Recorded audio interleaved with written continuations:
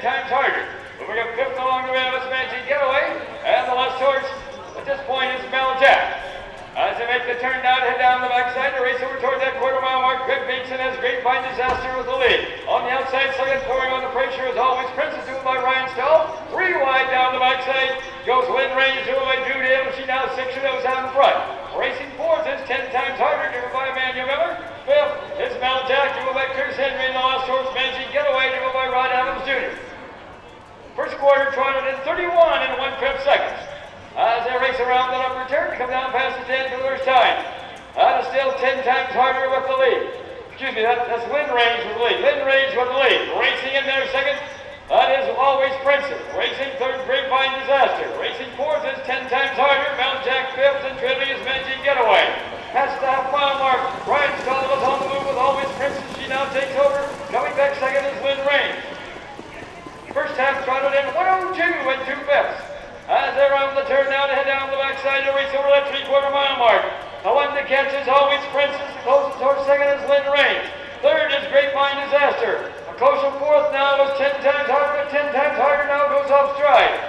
Going toward that 3/4 mile mark. Now Drew Neal's out on the move with Lynn Range. On the rail and lead. That is Always Princess. Sticking her nose out in front now again is Lynn Range, and also on the move Grapevine Disaster.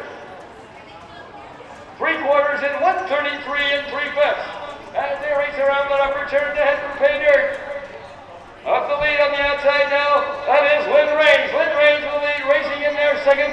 That is Always Princess off stride third, but Grapevine Disaster moving up fourth is Mel Jack.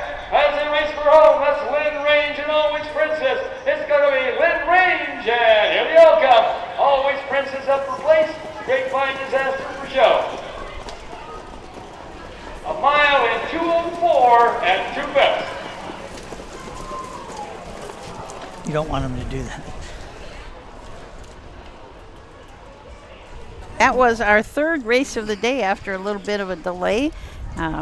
See, we are back up, so we hope some of you are still with us. Oh, we still got lots of people with us, so.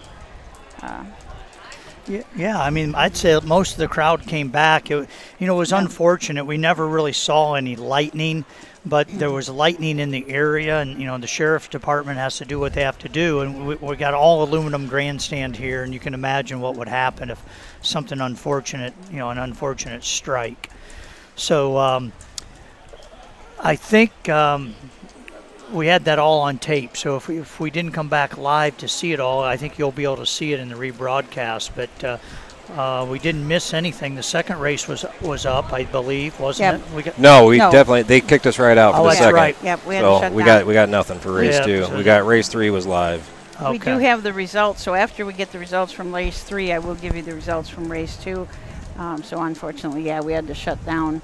Sheriff standing in front of Matt with his arms crossed. And I was like, are you kidding me? Yeah. That's a first for me. I've never been kicked out of a grandstand before. Yeah.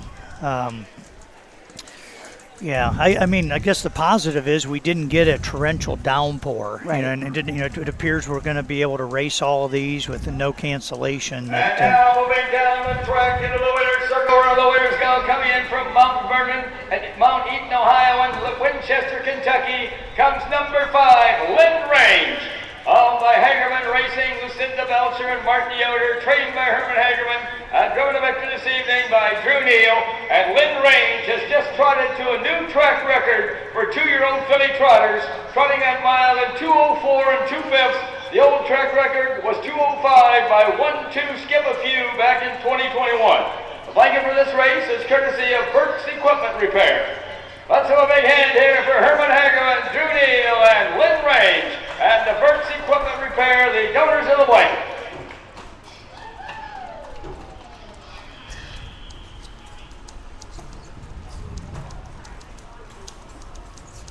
So a new track record for 2-year-old filly trotters, 2-4 and 4. I believe it was 2-5 flat before. 1-2 skip a few from 2021. Here are the official placings for race 3 from the top. Number 1, 10 times harder, was 6th.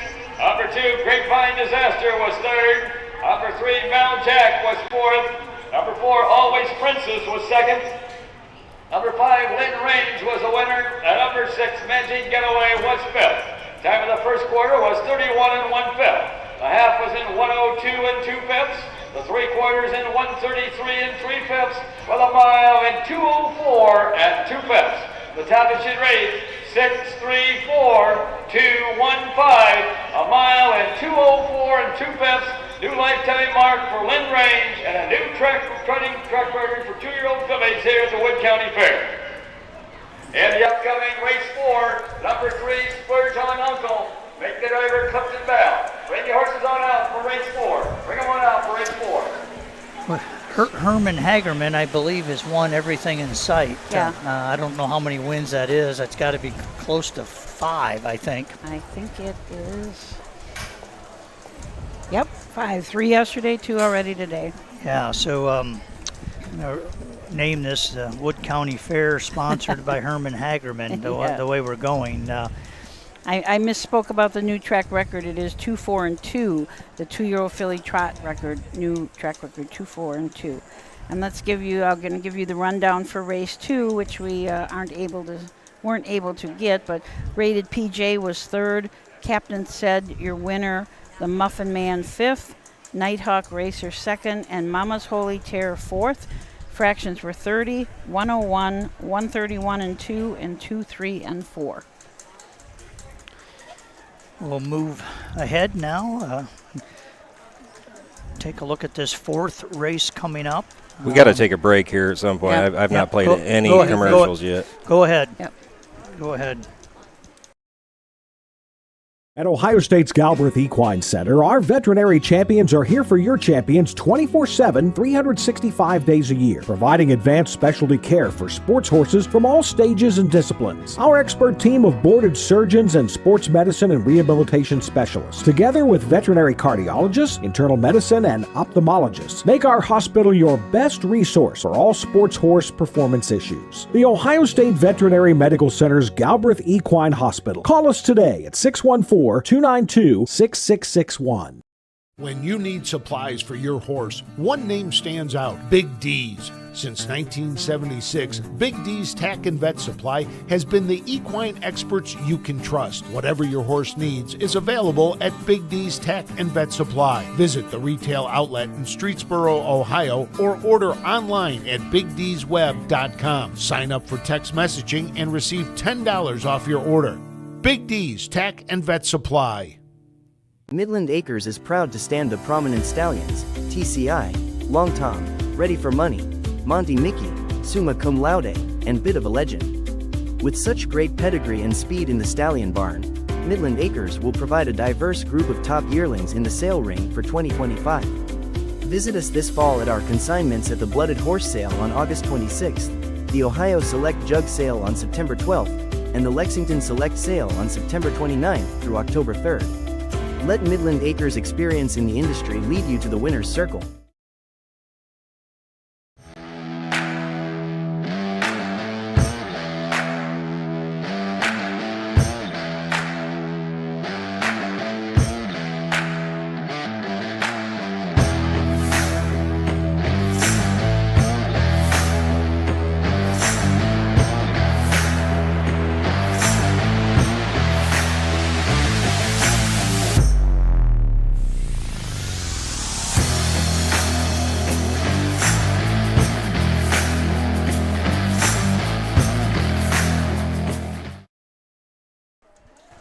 All right.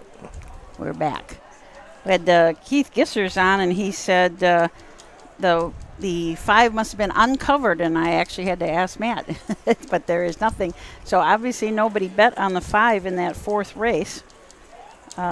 Lynn Range winning, and then somebody else mentioned that track must have handled the rain okay, track record, and that is correct. Steve Bateson was telling us before that this track can take some water, but not a lot. They just don't. You used to not be able to take any, Mark said? See where that white goating is? Yeah. There used to be a spring right there, and that's why horses run right there. It's still a difference. Oh, he said up in the first turn, there used to be a spring, and so a lot of water came on the track then. All right, let's get the threes That's- around here together to the line. We've got, we got Steve Bateson on tonight, and we're going to have, excuse me. Mark Bevelheimer is going to join us for a race. Steve will be talking to him. He's a Wood County guy, so he knows this track inside and out. Spent a lot of time at this fair. So we want to thank you. We're not on YouTube right now. I guess we'll have to get that. We're not? Matt's going to check that. Well, we'll talk a little bit about these horses coming up. This is the next race coming up is the first of 2 divisions of the 3-year-old colt trot. We are on YouTube. We are on YouTube? Yep. Okay, check again, Tim. Folks, word for race 4. That's the first division of the 3-year-old colt trot. Going for a purse of $6,530. A trophy courtesy of Taylor and Equine Therapies. One is Jarvis Shinnon, by Chris Beaver and Carolina Acosta of Radnor, Ohio, trained by Chris Beaver, the driver Emmanuel Miller. Number 2 is Silverton, by Rosie Weaver of Beach City, Ohio, David Jury of Bucyrus, Ohio, trained by Rosie Weaver, the driver Drew Neal. Number 3 is Swerge on Uncle, by Anthony Miller of Dundee, Ohio, and Hagerman Racing of Mount Vernon, Ohio, trained by Herman Hagerman, the driver Clifton Bell. Number 4 is Dr. Speed, owned and trained by Tom Moore Jr. of Napoleon. And number 5 is What's Shaking, by W.J. Donovan of Delray Beach, Florida, trained and by Ronnie Gillespie. There's win, place, show, exacta, and trifecta wagering here in race 4. More info on these horses. The 1, Jar Shinin, Emmanuel Miller drives for Chris Beaver. Chris partially owns this horse and also was one of the breeders of this Uncle Peter colt. He's had 7 starts on this year, 2 thirds, has earned a little over $2,000. Very lightly raced as a 2-year-old with just 3 starts. Did have a qualifying win as a 2-year-old though in 2-2-2 at Scioto. Silverton drew Neal up for Rosie Weaver. This is a Marseille gelding out of a Dream Vacation mare, Turquoise Sweetie. 10 starts. Okay, and here comes Silverton on the. He wasn't in the regular post parade, but here he is. It's had 10 starts this year and 2 wins already. Fastest of those was at 2 minutes and a fifth at Northfield Park.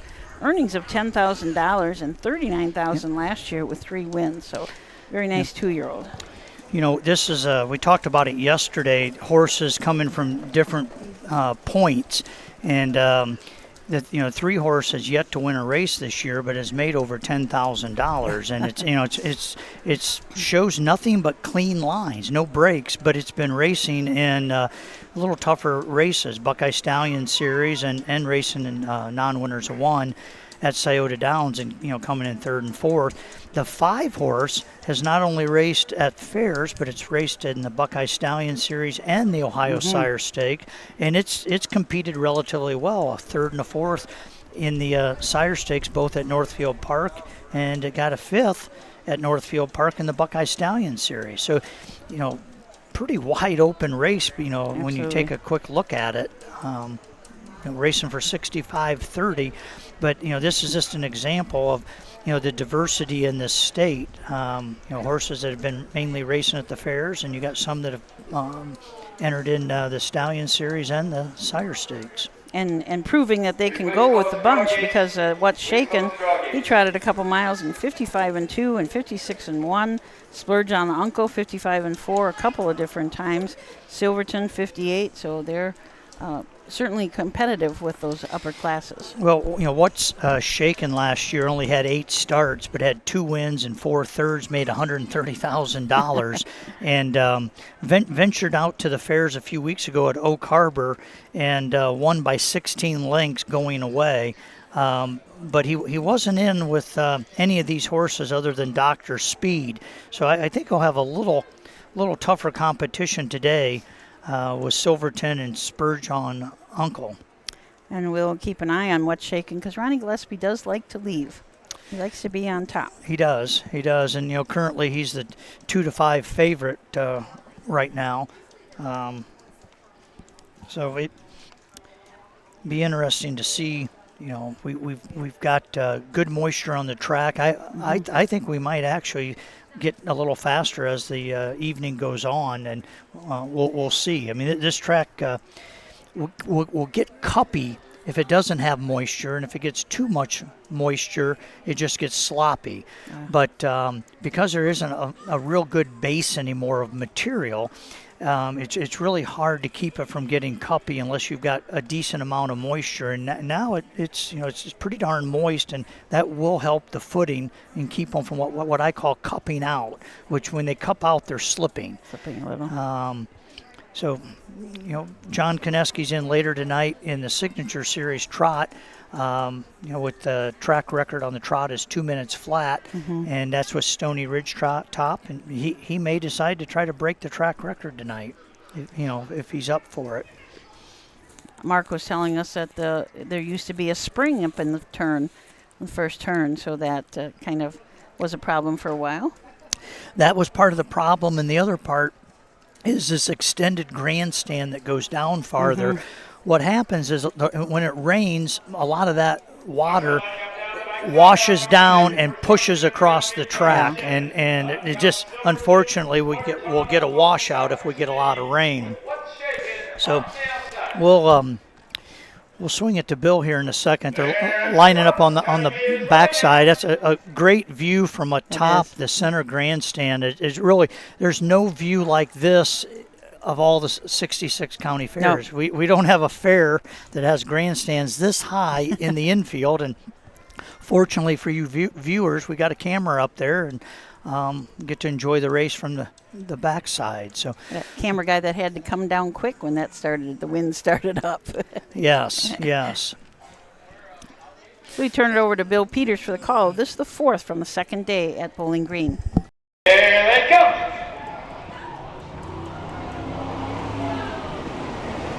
Here, Hoffman trotting the first horse away is Silverton. Now taking over on the outside is What's Shaking.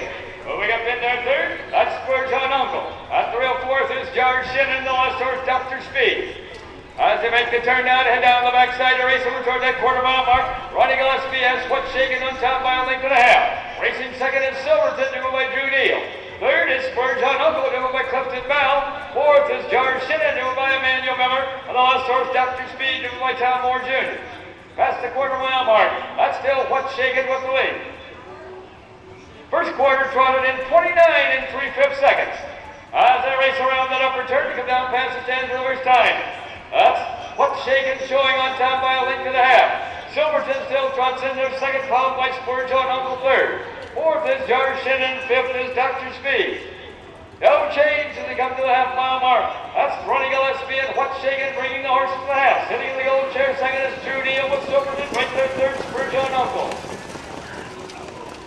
First half trotted in 59 4/5 seconds. As they round the turn now to head down to the backside to race over that 3/4 mile mark. The one to catch is What's Shaking. The closest horse second is Silverton. Third is Spurge on Uncle. Fourth, Jar Shannon, and trailing is Dr. Speed. Heading toward that 3/4 mile mark. That's still the lead. That's What's Shaking. Right there, seconds ready to move is Silverton. Moving up on the outside third now comes Jar Shannon. Back and forth, Spurge on Uncle. 3/4 in 1:30 2/5. As they race around that upper turn to head for pay dirt. That's still What's Shaking in the lead, but Silverton is moving up fast on the outside. That's What's Shaking and Silverton, followed by Jar Shannon. As they race toward home, that's What's Shaking, Silverton, and Jar Shannon. What's Shaking and Silverton. It's going to be What's Shaking, and here's the outcome. Up for place is Silverton, up for show, Jar Shannon. A mile in 2:01 2/5. New track record, I think. Yes, was 2, 1, and 4. New track record for 3-year-old colt trotters.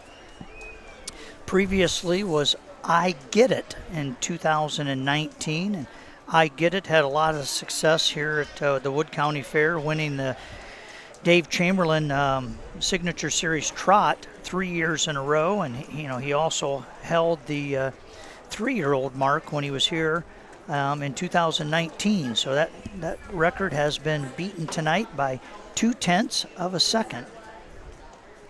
I Get It also holds the age track records at Attica, Hicksville, and Oak Harbor still. And I believe he had the track record here at Wood County until last year. I believe that's right, when Stony Ridge Trot beat it. Yeah, he set the track record here in 2021 of 2:1-2, and then in 2022 came back in 2 minutes and 2/5.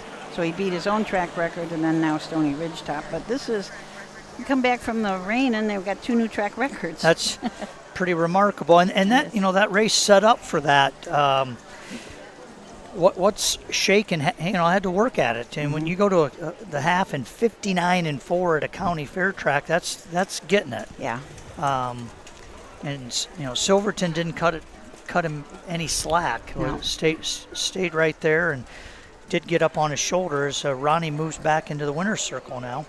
And now moving down the track into the winner's circle, where the winner's going to come in all the way from Delray Beach, Florida, comes number 5, What's Shakin', owned by W.J. Donovan and trained to deliver victory by Ronnie Gillespie. And What's Shakin' has just trotted to a new track record for 3-year-old colt trotters, trotting that mile in 2:01 2/5. The old record was 2:01 4/5 by I Get It back in 2019. The blanket for this race is courtesy of Tyler and Equine Therapies. Also, Pierce Henry is going to do a little tossing of t-shirts, Signature Series t-shirts into the grandstand, so get ready to catch some t-shirts from Pierce Henry. I don't know if you folks can see it, but his hind trotting boots are really up high. He's got protection up around his hocks, so he must hit up high at some point in the mile. Usually those are really high trotting boots. And also notice that the caretaker put the earplugs back in. So we just want to keep him a little more quiet. Yeah, big gated horse, a lot of reach. Silverton was second. Number 3, Splurge on Uncle was 4th. Number 4, Dr. Speed was 5th. And number 5, What's Shakin' was the winner. Time of the first quarter was 29 3/5. The half was in 59 4/5. The 3/4 in 130 2/5. With a mile in 2:01 2/5. The top it should race 3, 2, 4, 5, 1 on the bottom. A mile in 2:01 2/5. A new track record for 3-year-old colt trotters. Attention to the barns, bring your horses on out for race 5. Race 5, bring them on out.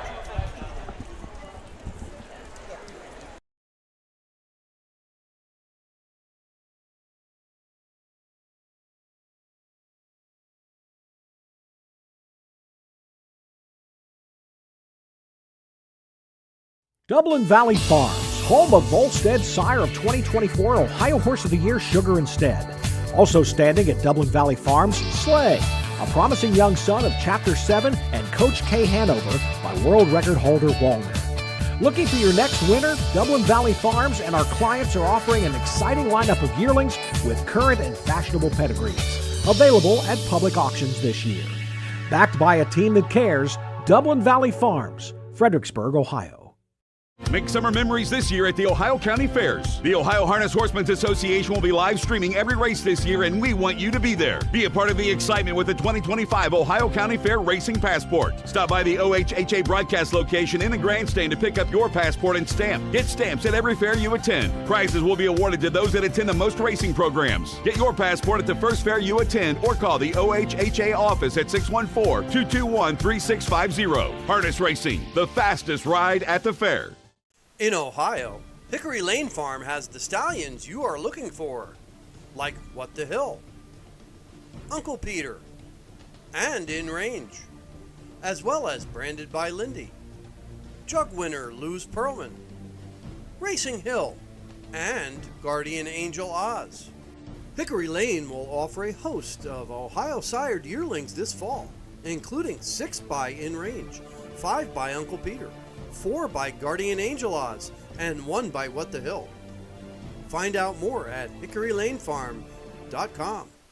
The Ohio equine industry needs your help. I'm Scott Mogan, president of the Ohio Harness Horsemen's Association. With over 300,000 horses in Ohio, the economic impact of the equine industry in the state is over $2.8 billion. That means jobs that pump millions of dollars into the local economy and support thousands of families. For Ohio's equine industry to remain strong, we need to send a clear message to our legislators about the important role that the agricultural small businesses play in Ohio's economy. To do that, we need your help. PACER, the Political Action Committee for Equine Racing, helps support and inform on issues that could positively affect Ohio harness racing. Please consider a donation to PACER.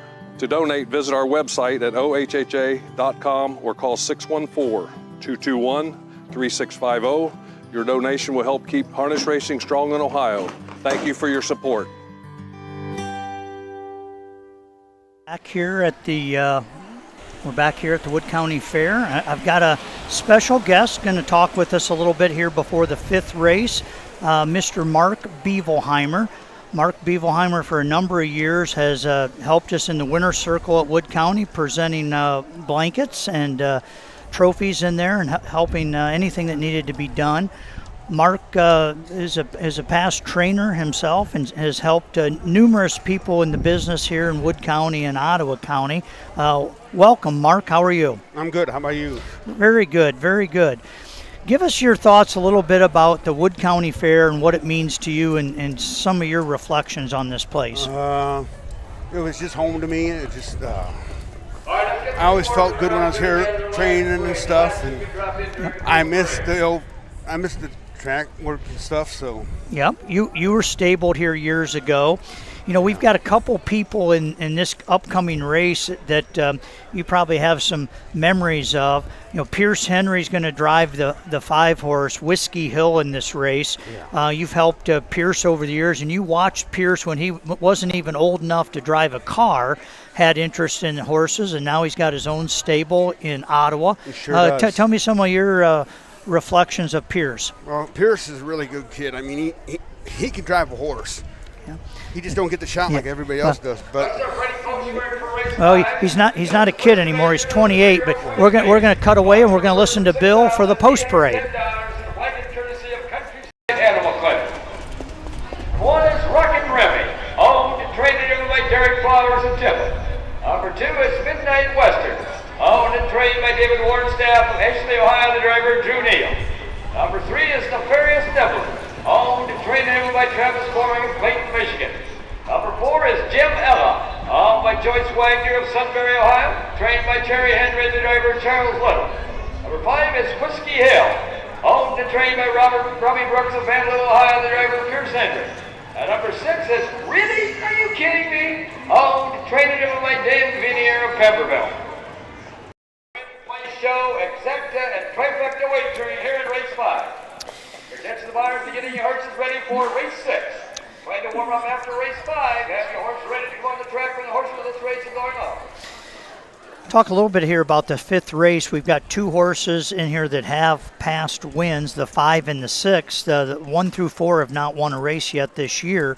You got any comments on this race, Mark? No, just no comments. Yeah, so I'll go through them real quick. The 1 horse, Rockin' Remy, with Derek Flowers driving. Derek Flowers trains. He also owns a horse from Tiffin, Ohio. 5 starts, no wins, no seconds, no thirds. The 2 horse is Midnight Western and Drew Neal. David Warrenstaff trains this Western Village filly. He also owns it. 2 starts this year, has made $1,460. Travis Boring will be on the 3. Travis also trains this Do Me That Again filly. Travis owns it. 4 starts on the year, 1 third-place finish. The 4, Jim Ellie, Charles Little will be driving. Terry Henry drives this Big Bam Ray filly.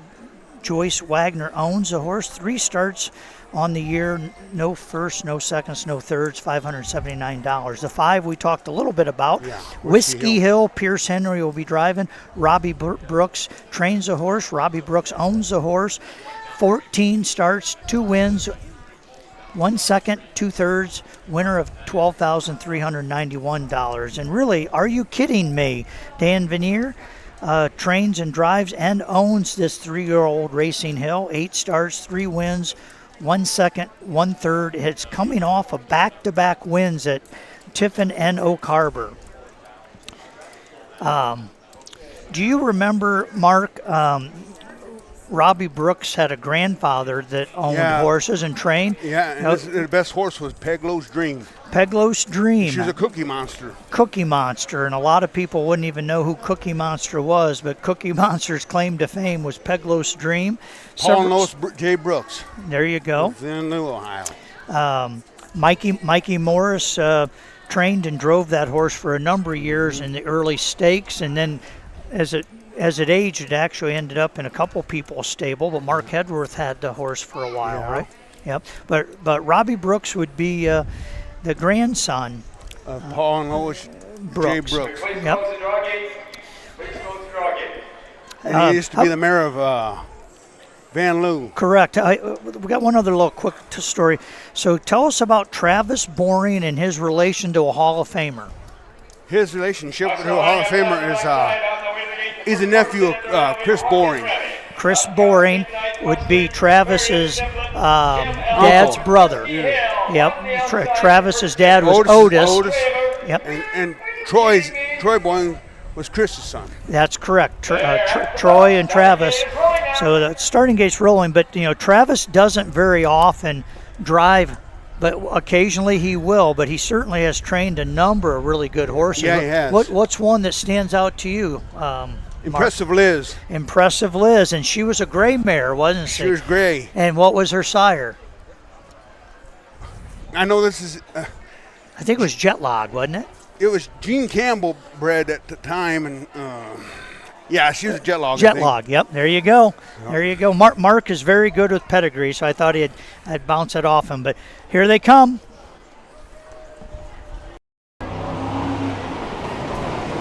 Here, outfit pacing the first horse away, Rockin' Remy. On the outside, second is Midnight Western. Now taking over from the outside comes Whiskey Hill.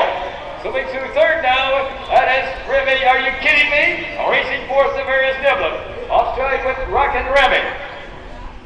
And the last horse is Jamel. As they make the turn, heading down the backside to race over the quarter-mile mark. Junio has Midnight Western on top by 2 lengths. Racing second, Whiskey Hill, driven by Pierce Henry. Third is Really? Are you kidding me? Driven by Dan Beamier. Racing fourth is Rockin' Remy, driven by Derek Flowers. Fifth is the Furious Niblin, driven by Travis Boring. The last horse, Jamel, driven by Charles Little. First quarter paced in 29 3/5 seconds. As they race around that upper turn to come down past the stand for the first time. Up there on the front end, that's Midnight Western now by about 4 lengths. Racing second, it's Whiskey Hill. Really? Are you kidding me? Is racing in their third. Rockin' Remy is fourth. The Furious Niblin fifth, and Jim on the trail.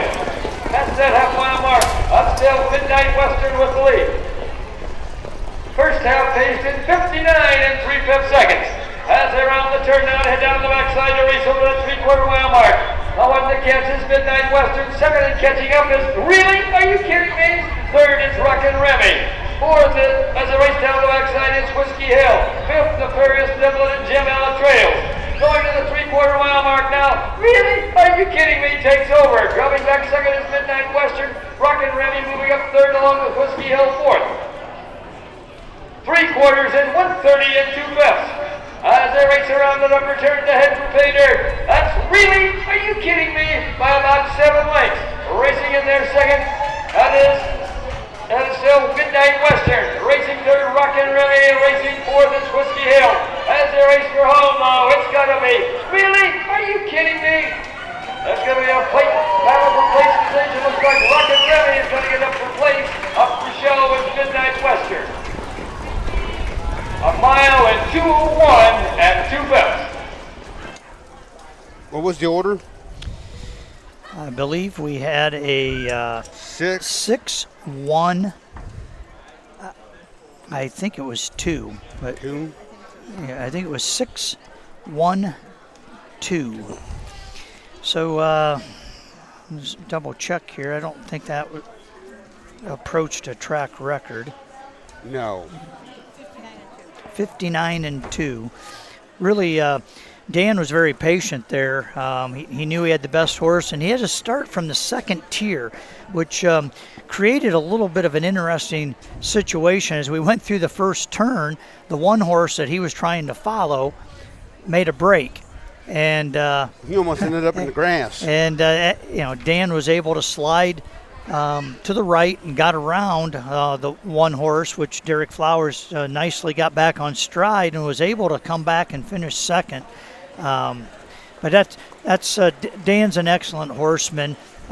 Driven lots of races, doesn't drive as much as he used to, but that's just being very patient and not getting shook up in the scenario. So on the year now, that's 4 wins out of 9 starts, giving it lifetime 9 wins out of 22 lifetime starts for really, are you kidding me? This Racing Hill filly has really done a nice job. And she's got a lifetime mark at Delaware, 57-2. Last year at the Delaware County Fair, and I believe that was in the OFRC race down there. But that puts her in excess of 44,000 lifetime wins. In the winner's circle, I see one of his grandchildren is out there along with his wife Cheryl as they wait Dan to come back. He had a grandchild here yesterday in the front row that was excited for every single race, and I believe that's him. Down the track into the winner's circle where the winners go. Coming in from Pemberville, Ohio, comes number 6. Really? Are you kidding me? Oh, trained to victory by Dan Venier. Michael Ross race is courtesy of Countryside Animal Clinic.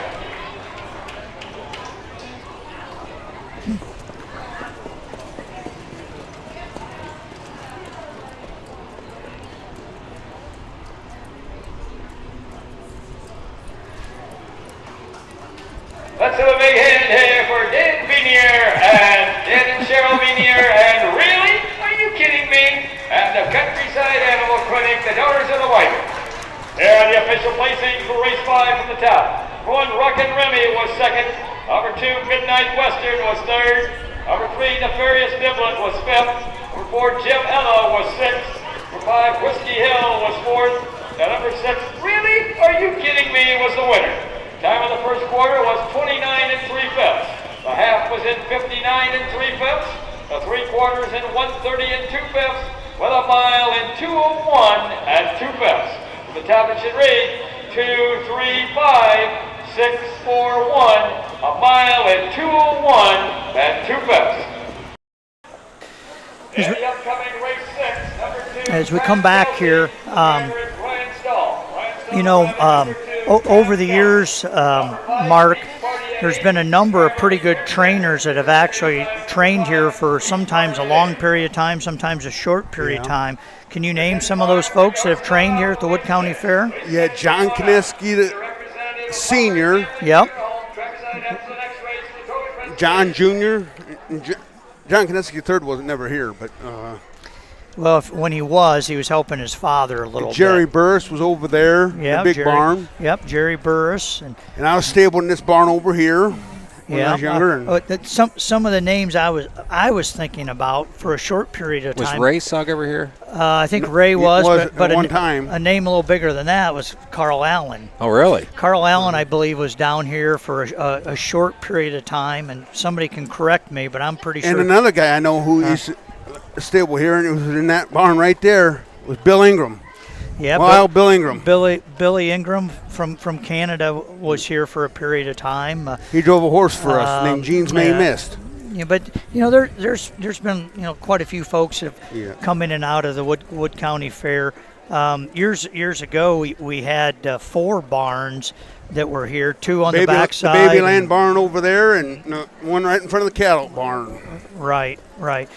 But as time evolves and we don't have a permit holder up here with a racetrack, the industry has changed, and for fairgrounds to justify being open year round for a training center makes it more difficult. But nonetheless, there's been a lot of history here at the Wood County Fair. I can remember years ago we used to race 3 days. We had 2 night sessions and a day session. Yep. But now we're at 2, and then it seems to suffice. But Mark, you got any other last comments? I appreciate you being on the broadcast to talk a little bit about the racing and your history. We appreciate all your enthusiasm every year to come back and help us. Well, I appreciate it. I love being here. This is my home fair. Yep. I should mention, Susan mentioned it yesterday. you very seldom miss a broadcast. You try to watch a lot of the fair broadcasts, and generally you'll put a few comments on Facebook, and we appreciate that. And I know you enjoy watching the broadcast, don't you? I enjoy the whole broadcast. Now I can also watch them on RTN now. If I'm trying to watch 2 tracks at the same time, the fair's in Northfield and stuff. So. Yep.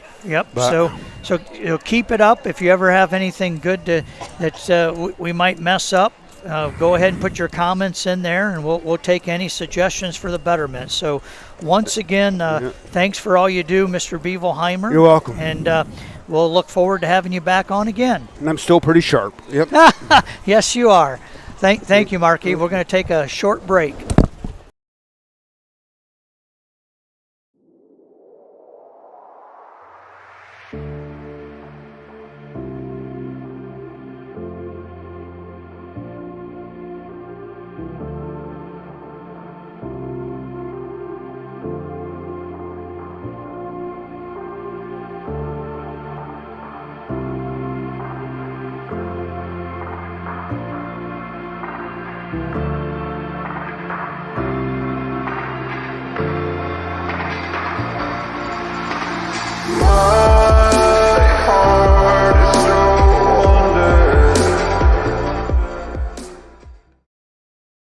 At Ohio State's Galbraith Equine Center, our veterinary champions are here for your champions 24/7, 365 days a year, providing advanced specialty care for sports horses from all stages and disciplines. Our expert team of boarded surgeons and sports medicine and rehabilitation specialists, together with veterinary cardiologists, internal medicine, and ophthalmologists, make our hospital your best resource for all sports horse performance issues. The Ohio State Veterinary Medical Center's Galbraith Equine Hospital. Call us today at 614-292-6661. Own a little and love it a lot. The Stable.ca is an award-winning fractional ownership operation. Buy as little as 1% of a racehorse and experience 100% of the thrill. The Stable.ca makes ownership easy, accessible, and affordable. Communication and customer service are at the heart of everything we do. Get started at thestable.ca. Who feeds your need for new ideas for your family's best farm future? Ohio Farm Bureau. We work with our members to shape ag policy that will positively impact our industry. Farm Bureau is advancing business solutions to give you a competitive advantage. We help you gather information to stay ahead of important topics and technologies. Plus, Ohio Farm Bureau creates opportunities for growth. Ohio Farm Bureau, feeding your need for new ideas. Going for a purse of $6,980 and blanket this division courtesy of Hubbard Family Funeral Home of Finland. Number 1 is Always 18. Owned by Hosea Williams of West Point, Mississippi, trained and driven by Ronnie Gillespie. Number 2 is Trav Kelsey. Owned by David and Patricia Jury of Bucyrus, trained by Robbie Brooks and driver Ryan Stahl. Number 3 is Twilight Boozer. Owned and trained by Rosie Weaver of Beach City, the driver Drew Deal. Number 4 is Smoke on the Water. Owned by Michael Lee of Rudolph and Dr. Jill Dental of Delta, trained by Mike Lee, and the driver is Mark St. Louis Jr. Number 5 is Number 5 is Beach Party at 8. Owned by Ivy Holdings of Apple Creek, Ohio, trained by Robbie Brooks, the driver Pierce Henry. Appreciate we got and I don't know how I forgot it, but Number 4, Smoke on the Water is Michael Lee. Michael Lee driving number 4, Smoke on the Water. Chuck Sylvester trained here at the Wood County Fair. Geez, that's a big one. That's a big one. That might be a little bigger than some that we came up with there, but yeah, Chuck Sylvester was here for a period of time. So, needless to say, we've had some pretty accomplished trainers at the Wood County Fair. What years would that have been? Like before Mac Lobel, probably? Oh, yeah. I want to say he was here in the mid to late 70s. Okay. Now, Mr. Clark, you would know this, how Chuck Sylvester was related to the ownership of Raceway Park. Mm-hmm. Yep. Win, play, show, accepting, and trifecta. Yeah, Mac Lobel actually showed up at Raceway Park, race there, right? Like John Campbell came and Mac Lobel was there? John Campbell, I believe, came in on a helicopter. They landed. I saw pictures. I mean... Yeah, I was there that night. packed grandstand. They tried to get as many good trotters as they could get to come in. And true story, Campbell had never really driven at Raceway Park much. And Raceway Park, even though it was a 5/8, was a little bit tight on the turns. You know, it was kind of designed as an actual racetrack. And Mac LaBelle almost made a break that night. I don't remember the horse, but John had to kind of arc him through the turns. And the initial first turn, I believe, kind of put a little surprise, and I think took a deep breath. And from that point on, it wasn't about breaking a track record. He just wanted to win. He wanted to win the race. Not let everybody in the grandstand down. Right, and they had a pretty nice overnight purse for it. You know, we didn't have a lot of money at Raceway Park, but Chuck Sylvester had promised Arnold Stanley. So if I remember right, Chuck Sylvester was related to Arnold Stanley, which was one of the owners of Raceway Park. And I don't remember if it was Arnold's sister that was married to Chuck Sylvester, but there was a tie there. And it was a great deal. They had a huge crowd there that night, put on a great show. And, Mac LaBelle won relatively easily. His biggest competition, honestly, was the track that night. But Raceway Park, both Matt Clark and I have a lot of great memories. I know Matt wasn't probably there the night Ramblin' Willie came to Raceway Park, and they were packed everywhere that night at Raceway Park. I suppose we should mention and talk a little bit, Susan, about this sixth race real quickly. Yeah, we've just got one that has won in this race. Always 18 won a race at Bell Fountain, his first lifetime start in 2-2-1. The others are still looking for their first trip to the winner's circle. We have all different sires in here. We've got the one is a Summa Cum Laude, the 2 is a Fear of the Dragon, the 3 is a Western Village, the 4 is a Catch the Fire, and the 5 is a Down by the Seaside. So quite a variety of stallions in this race. And we do have some driver changes, if you didn't hear those. The 2, Trav Kelsey, Ryan Stahl will drive. The 4, Smoke on the Water, Michael Lee up. And the 5, Beach Party at 8, Pierce Henry. Looks like they are headed into the stretch behind the Webkenberg starting gate, so let's turn it over to Bill. There they come.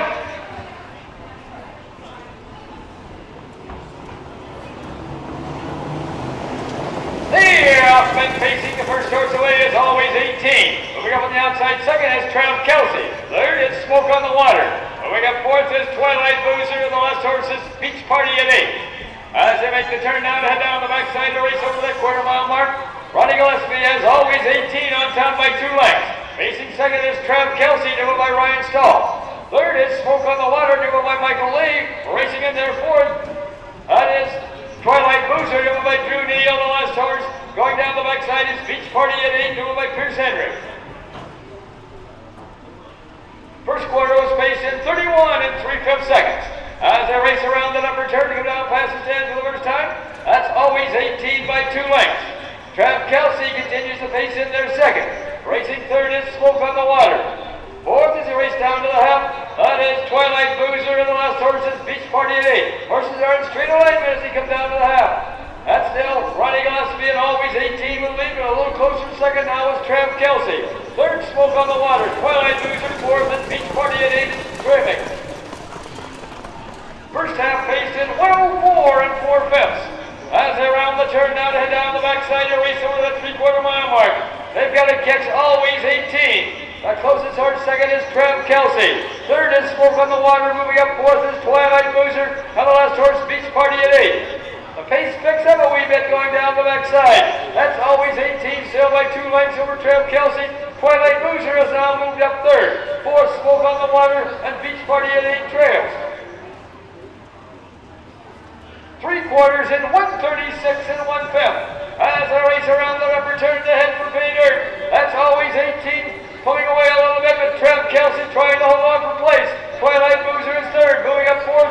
It's Beach Party at 8, dropping back fifth, Smoke on the Water. As they race for home, that's always 18, and Trav Kelsey. It's going to be always 18, wire to wire, and here we all come. Trav Kelsey up for place, Twilight Boozer for show. A mile in 2:05 1/5. 205 and 1/5 that came in 1, 2, 3, 5, 4. 1, 2, 3, 5, 4. Almost numerical order there. And we still only have one horse out of that group that has won a race. That's right. And come home in 29 flat. So I think Ronnie Gillespie had that measured pretty well, backing it down to the half in 4 and 4. Oh, yeah, most definitely. And nobody really challenged early on, kind of made it for a pedestrian type of fraction. But, I would say, Robert Brooks had 2 trained horses in this race, and I would think you'd be, pretty tickled with the performance of that 2-horse. Yes. Was able to close very nicely, only in its second lifetime start. Yeah, this was a field of very lightly raced horses. I mean, the most starts we've had, Smoke on the Water and Always 18, each had 3 starts on Twilight Boozer, but that's not many starts for almost August 1st. Always 18, the most reasonably priced horse in the field, too. It's just a $3,000 purchase at the Buckeye Classic sale.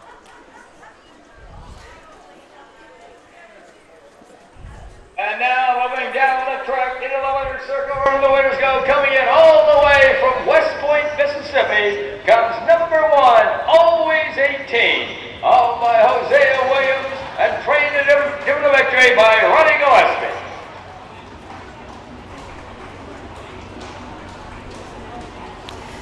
Hufford Family Funeral Home is the presenter. Now the Dennis Zerl Memorial blanket will go to Captain Sid, who won in a faster time in the first division. But people are representing the Dennis Zerl Memorial are in the winner's circle for this trophy presentation also.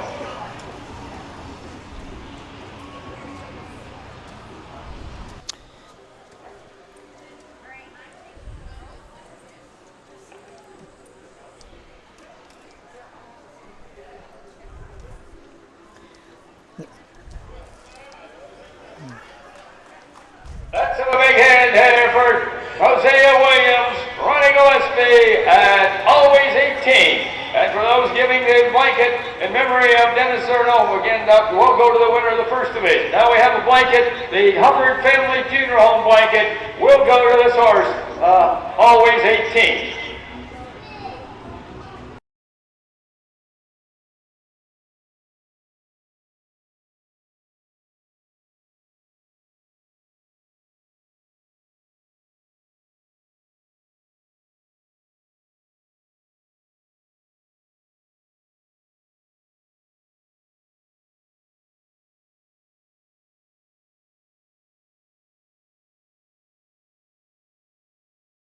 Trained with Denny a number of years, and Jeff Schaefer from Macomb. Both of those guys are from Macomb. Denny Zerno was from Hoytville, Ohio, and was good friends with both of those guys. And he passed away this last year, and loved harness racing. His father, in fact, his ashes are spread at the Little Brown Jug in Delaware. Denny's father was. And Wow. He never missed a jug if he was healthy enough to be there, and went to almost every fair on the circuit. Denny traveled around and tried to organize here for the Wood County Fair, and he had a very unique personality, but he surely loved harness racing and everything about it. And it was nice of Lee Newcomer set this up for Denny, and I appreciate him doing that. So nice when they do the memorials for horsemen in the area. Just so special. Yeah, and again, this sport, isn't maybe what it once was, and part of that's just, I don't think people have as many family involved to expose them to it, and explain it, and we try to do the best we can with the time that we have, and I do think those that have had family involved or relatives involved, they kind of get acclimated to it, and we do all we can to try to explain what this industry is about. These beautiful, eloquent animals that that race and perform. Again, unfortunately, here in Northwest Ohio, we don't have a pari-mutuel track, but almost every county in Northwest Ohio still races at the county fair. So it's the opportunity for the locals to get a chance and watch. So I'm going to give you this rundown quick, because I'm not sure if you heard it from Bill. So from the top down, Always 18 your winner, Travis Kelsey second, Twilight Boozer third, Smoke on the Water fifth, Beach Party at 8 fourth, 31 and 3, 104 and 4, 136 and 1, 25 and 1. Move along to the 7th race, 2-year-old filly trotters, going for a purse of $3,815. We'll be back to take a look at all those horses right after this.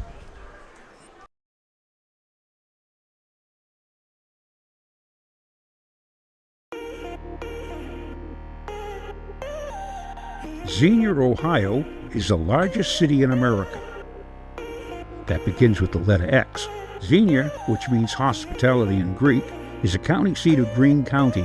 You can go kayaking in the Narrows Preserve or hiking in the Sarah Lee Arnovitz Nature Reserve and grab some fresh foods at Jackson's Farm Market. Take a round of golf at the WGC Golf Course. Take a hike biking on Greene County Greenways. Be sure you get to the Greene County Fair from July 27th through August 2nd. Enjoy the Ohio Colt Racing Association's 2 days of competition on Wednesday, July 30th, and Thursday, July 31st. Post time for both days is at 6:30 p.m. because in Greene County, X, as in Xenia, marks the spot. Cool Winds Farm is one of Ohio's premier standardbred breeding farms. Cool Winds stands the popular Dancin' Yankee, Jug winner Southwind Aussie, and the royally bred Western Fame.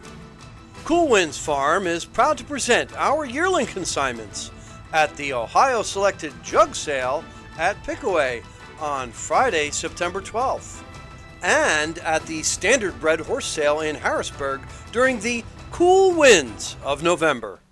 When you need supplies for your horse, one name stands out: Big D's. Since 1976, Big D's Tack and Vet Supply has been the equine experts you can trust. Whatever your horse needs is available at Big D's Tack and Vet Supply. Visit the retail outlet in Streetsboro, Ohio, or order online at bigdsweb.com. Sign up for text messaging and receive $10 off your order.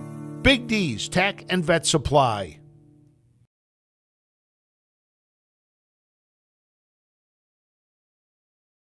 Dublin Valley Farms, home of Volstead Sire of 2024 Ohio Horse of the Year Sugar Instead. Also standing at Dublin Valley Farms, Slay, a promising young son of Chapter 7 and Coach K Hanover by world record holder Wallner. Looking for your next winner? Dublin Valley Farms and our clients are offering an exciting lineup of yearlings with current and fashionable pedigrees. Available at public auctions this year. Backed by a team that cares, Dublin Valley Farms, Fredericksburg, Ohio. We're back, and it's always good when you get some insight that comes from somebody listening to the broadcast. So I'm going to call out a good thank you to Terry Kettner. Provided me some insight that I had forgotten.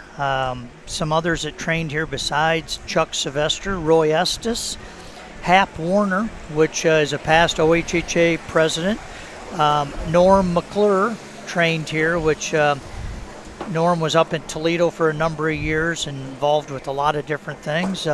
Bob and Harry Kettner, Bert Amos also trained here. I think I mentioned D.L. Whitaker trained here. Bob Ernstausen was another one that trained here. I'm probably missing Tim Holtzberry is another person I can remember that trained here. We talked about Jerry Burris, his son, Jim Burris. Trained here also. Terry Kettner, for a number of years, worked, I believe, for Chuck Sylvester, and mainly Grand Circuit horses. Went to Florida with him. Went all around the country with Chuck Sylvester. Excellent handling a horse, working with horses. Super individual, and is now retired back here in Wood County. So, thank you, Terry, for providing that. Trained and driven by Ty Bates. Number 3 is $1 Million I'm Sassy. Owned by Anthony Miller of Dundee, Ohio. Hagerman Racing of Mount Vernon, Ohio. Trained by Herman Hagerman, the driver Emmanuel Miller. Number 4 is Cruisin' Daisy. Owned by Debbie Farrington of Richwood, Ohio. Trained and driven by Don Feaster. Number 5 is Princess Holly D. Owned by Pierce Henry of Lipscomb, Ohio. And Dartmouth Fall Racing Enterprises, Sylvania, Ohio. Trained and driven by Pierce Henry. And number 6 is Hillcat. By Bruce and Dalton Walls of Greenville, Ohio. Gina Bullman of Westerville, Ohio. Trained by Bruce Walls, the driver Ronnie Gillespie. There's Win Place Show. Okay, this is the third of 4 divisions of the 2-year-old filly trot. Lindell and Ryan Stahl from the rail. The Marseille filly out of a credit winner mare, I Love Lindy. 4 starts on the year, has not won. It did have a 2nd and 2/3. Tried the Buckeye Stallion Series twice, finished for 4th and 3rd in that, and trotted her mile in that 4th place finish in the BSS in 58-4. Royal Celebrity is the 2-horse. Ty Bates will drive. Ty Bates trains this horse. Susan Bates owns the horse with Cedar Point Racing from Fremont, Ohio. This Ready for Money filly has had 2 starts this year. No wins, no seconds, no thirds. $806 it has earned. Man, I'm Sassy, Emmanuel Miller and Herman Hagerman. This is a long Tom filly out of a Prigonema mare, Pandero A's. 4 starts on the year, just 1/3. Has tried the Buckeye Stallion Series a couple of times. Did trot mile in 2-1 flat at Scioto Downs. Cruisin' Daisy? Yep. Cruisin' Daisy. Donnie Feaster. I haven't seen Donnie in a long time. This 4-year-old will be making this number 4 horse will be making its debut today. Senator Sam is the stallion, and Senator Sam was driven by Donnie Feaster, and I think trained by Donnie Feaster.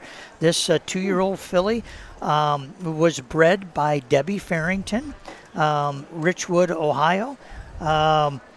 Looking forward to its first start out of a Master Levesque mare. The 5, Princess Holly D. Pierce Henry is the driver. Pierce Henry is the trainer. Pierce Henry owns this along with Darmforth Racing Group from Sylvania, Ohio. This will be its 2nd lifetime start. It's made $351. And starting from the 2nd tier, Hillcat and Ronnie Gillespie for trainer Bruce Walls. It's a What the Hill filly out of a Dewey Cheatham and Howe mare, Marcella Hall. This horse has had 3 starts, and at Oak Harbor trotted her mile in 2-5-2. There at the post. Starting gate is rolling out.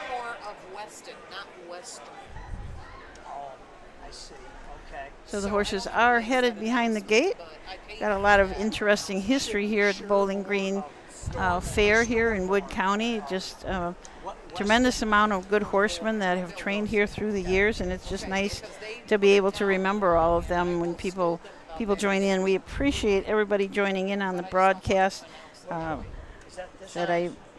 David said he raced with Roy Estes, winters at Pompano for many winters. Scott said I saw Mac Lobel and Rambling Willie both race there. Lot of interesting people that raced here and stabled here. So let's go on over to Bill. Here off and cutting the first horse away is Man Up Sassy. Rubbing in there 2nd is Lindell. Racing 3rd is Hillcat. Moving up 4th is Cruisin' Daisy. On the outside 5th is Princess Holly D. And the last horse is Royal Celebrity. As they make the turn now to head down the backside to race over that quarter-mile mark, Emmanuel Miller has Man Up Sassy on top by a length and a half. Edging up a little bit on the outside 2nd now is Lindell, driven by Ryan Stahl. 3rd is Hillcat, driven by Ronnie Gillespie. 4th is Princess Holly D, driven by Pierce Henry. A little farther back 5th is Cruisin' Daisy, driven by Don Feaster. The last horse off stride, Royal Celebrity, driven by Ty Bates. First quarter was trotted in 32 and 1/5 seconds. As they race around the upper turn, they come down past the 10 for the first time. Now Ryan Stahl has moved Lindell up the gate command by 2.5 lengths. Trotting in their 2nd is Man Up Sassy, driven by Emmanuel Miller, and 3rd is Hillcat. 4th is Princess Holly D, 5th Cruisin' Daisy, the last horse Royal Celebrity. Front four pretty well bunched as they race past the half-mile mark. Still with the lead, Lindell, the Lincoln half back second. Me and I'm Sassy with Hillcat right there third. First half drawn it in 103 and 4/5. As they round the turn now to head down the backside to race over that 3/4 mile mark. They've got to catch Lindell.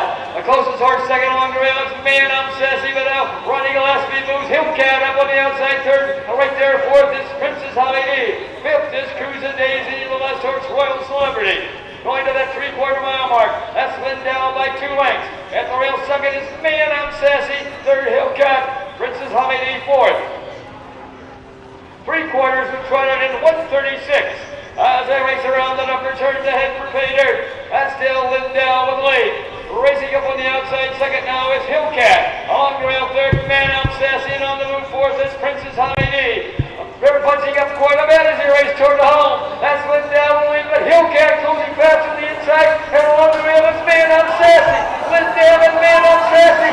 It looks like maybe Man I'm Sassy might have got it right the wire, but it was tight. On the outside, there was Hillcat, and between them was Lindell. 3 horses in the photo. Take your pick. 1 mile and 2:07 and 2/5. Best race of the 2 days. Absolutely. We don't have a passing lane here at the Wood County Fair, but Ryan Stahl's horse drifted up enough that Emmanuel Miller with Man I'm Sassy came up the inside, and honestly, I don't know that I could call that one. Nope, the photo finish hopefully works because I think they're going to need it for this race. Absolutely. A horse coming on the outside, horse coming on the inside. Really a nice tight finish. Yeah, it's a photo between the 1, 3, and 6, I believe. 1, 3, and 6. Pierce was fourth in there, was he? Well, the reason I asked, Dharma Falls are here, and they're wearing their blue instead of the Levan maroon. They have a horse with Pierce Henry. Yes. Oh, yes. It's some kind of partnership, so they're wearing the Henry blue tonight. Henry blue. That is neat. I didn't even notice that. They're tremendous supporters of fair racing and have been supporters of the Signature Series, providing, I believe, the driver of the winning Signature Series race with $100. Yes. The camera's on them right now. And as Matt said, they're color coordinated tonight. They have a lot of horses with Hank Levan, and they always wear the maroon when those are in, but in the Pierce Henry stable, they're wearing blue. Bring Man I'm Sassy back to the winner's circle. Emmanuel Miller, and what a surprise, Herman Hagerman trained. Yeah. And that's this horse's first lifetime win. Exciting effort. Hopefully, maybe we can get a picture of the photo finish. I may try to run upstairs and see if I can get it. Sometimes they'll let us bring it, and then we can show it on camera. But Man I'm Sassy had been racing was in the Buckeye Stallion Series, which is our tough series, and made breaks in both of those, but came back here, raced big tonight. 6-1. So we're going to have a $14 winner here. The other one, the last one, was uncovered. No win tickets at all on the, what was it, Lynn Range or something? Yeah, hard to believe. I mean, at this point, just start putting 2 across on the Hagerman horses. We got on the track into the winner's circle. We're in the winner's gal coming in from Dundee and Mount Vernon. Comes number 3, Man I'm Sassy, owned by Anthony Miller and Hagerman Racing, trained by Herman Hagerman, and driven to victory this evening by Emmanuel Miller.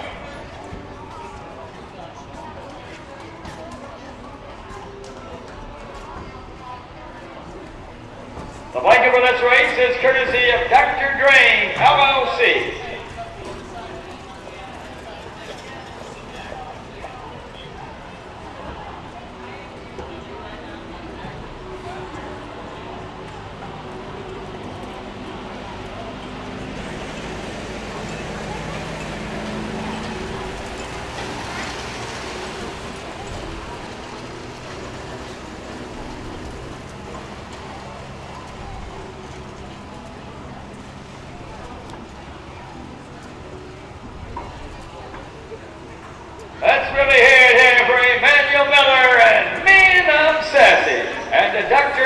the donor of the blanket.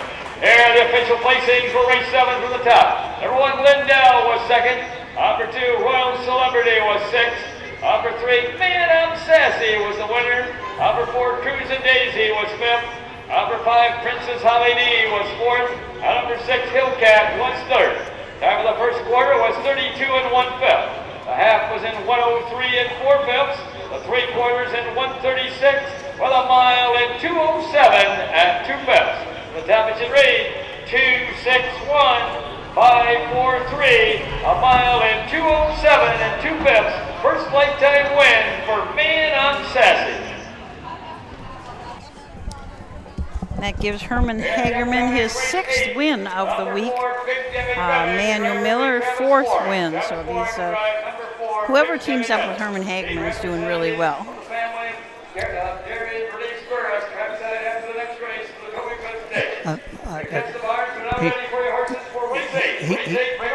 He keeps us up. We're going to give out the key to the city instead of the blanket, the rate he's going. But we move on to the 8th race, a 3-year-old colt trot in memory of Gerald and Bernice Burris. And we talked about them earlier. Were stabled here for a number of years, and Bernice was as big a part of the stable as anybody, kept things organized.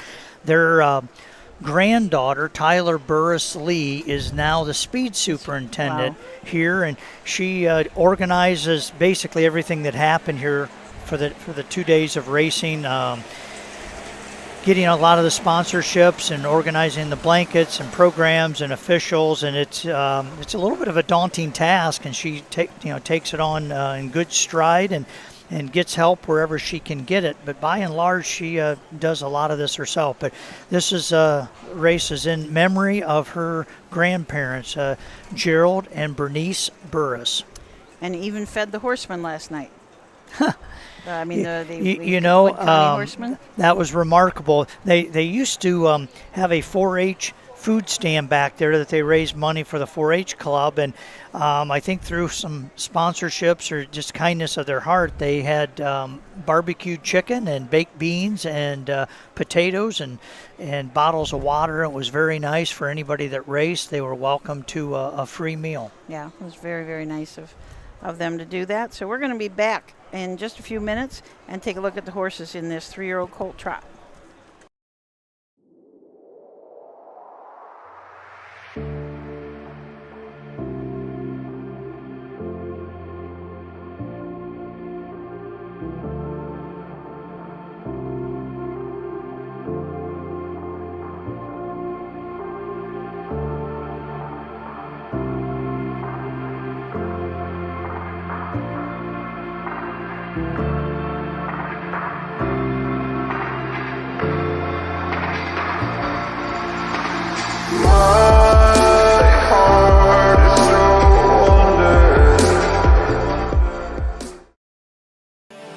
The roots of harness racing are born at the county fair. For over 150 years, people have gathered to watch horses battle it out for fame and glory. Catch the thrills this summer at an Ohio Fair Racing Conference County Fair. The OFRC races at 22 fairs in 20 Ohio counties. Trotters and pacers put it all on the line to be called the best in the Buckeye State. The Ohio Fair Racing Conference, where the path to greatness begins.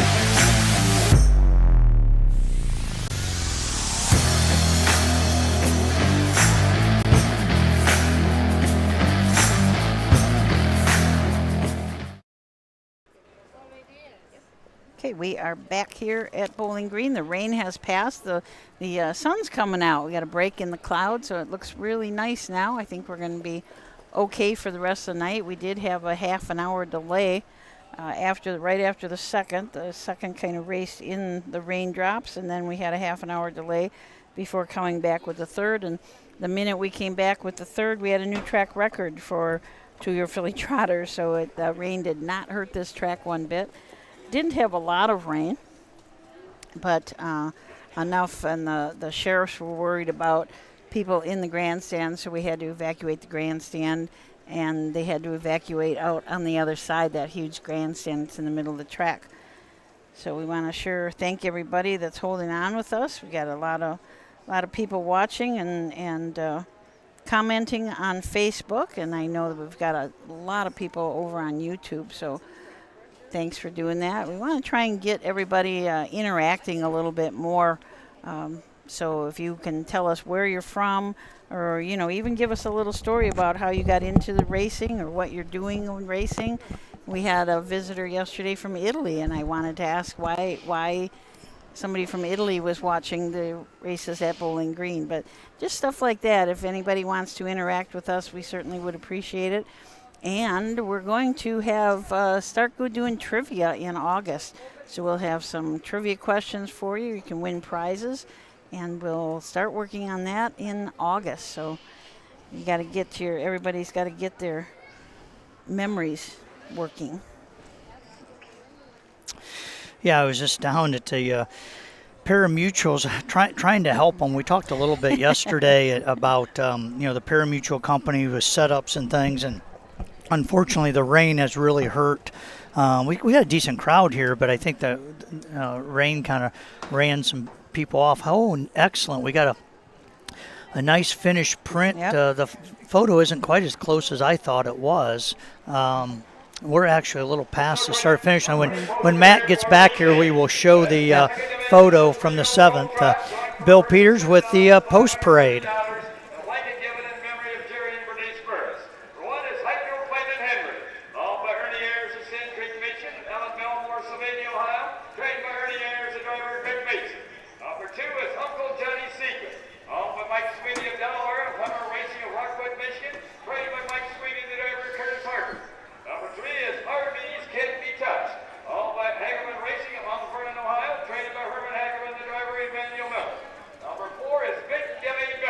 Owned by Trina Hohenstein of Hillsdale, Michigan, trained by Brian Boring, the driver, Travis Boring. At number 5 is Spin the Prize, owned by Heartland Acres of Walhonding, Ohio, and Rosie Weaver of Beach City, Ohio, trained by Rosie Weaver, the driver, Drew Neal. There's Win, Place, Show, Exact 10, and Trifecta Wagering. Against the bars are getting your horses ready for race time. You want me to hold this up, Matt? Can we? Matt's going to zoom in here on this photo. Hopefully it'll show up.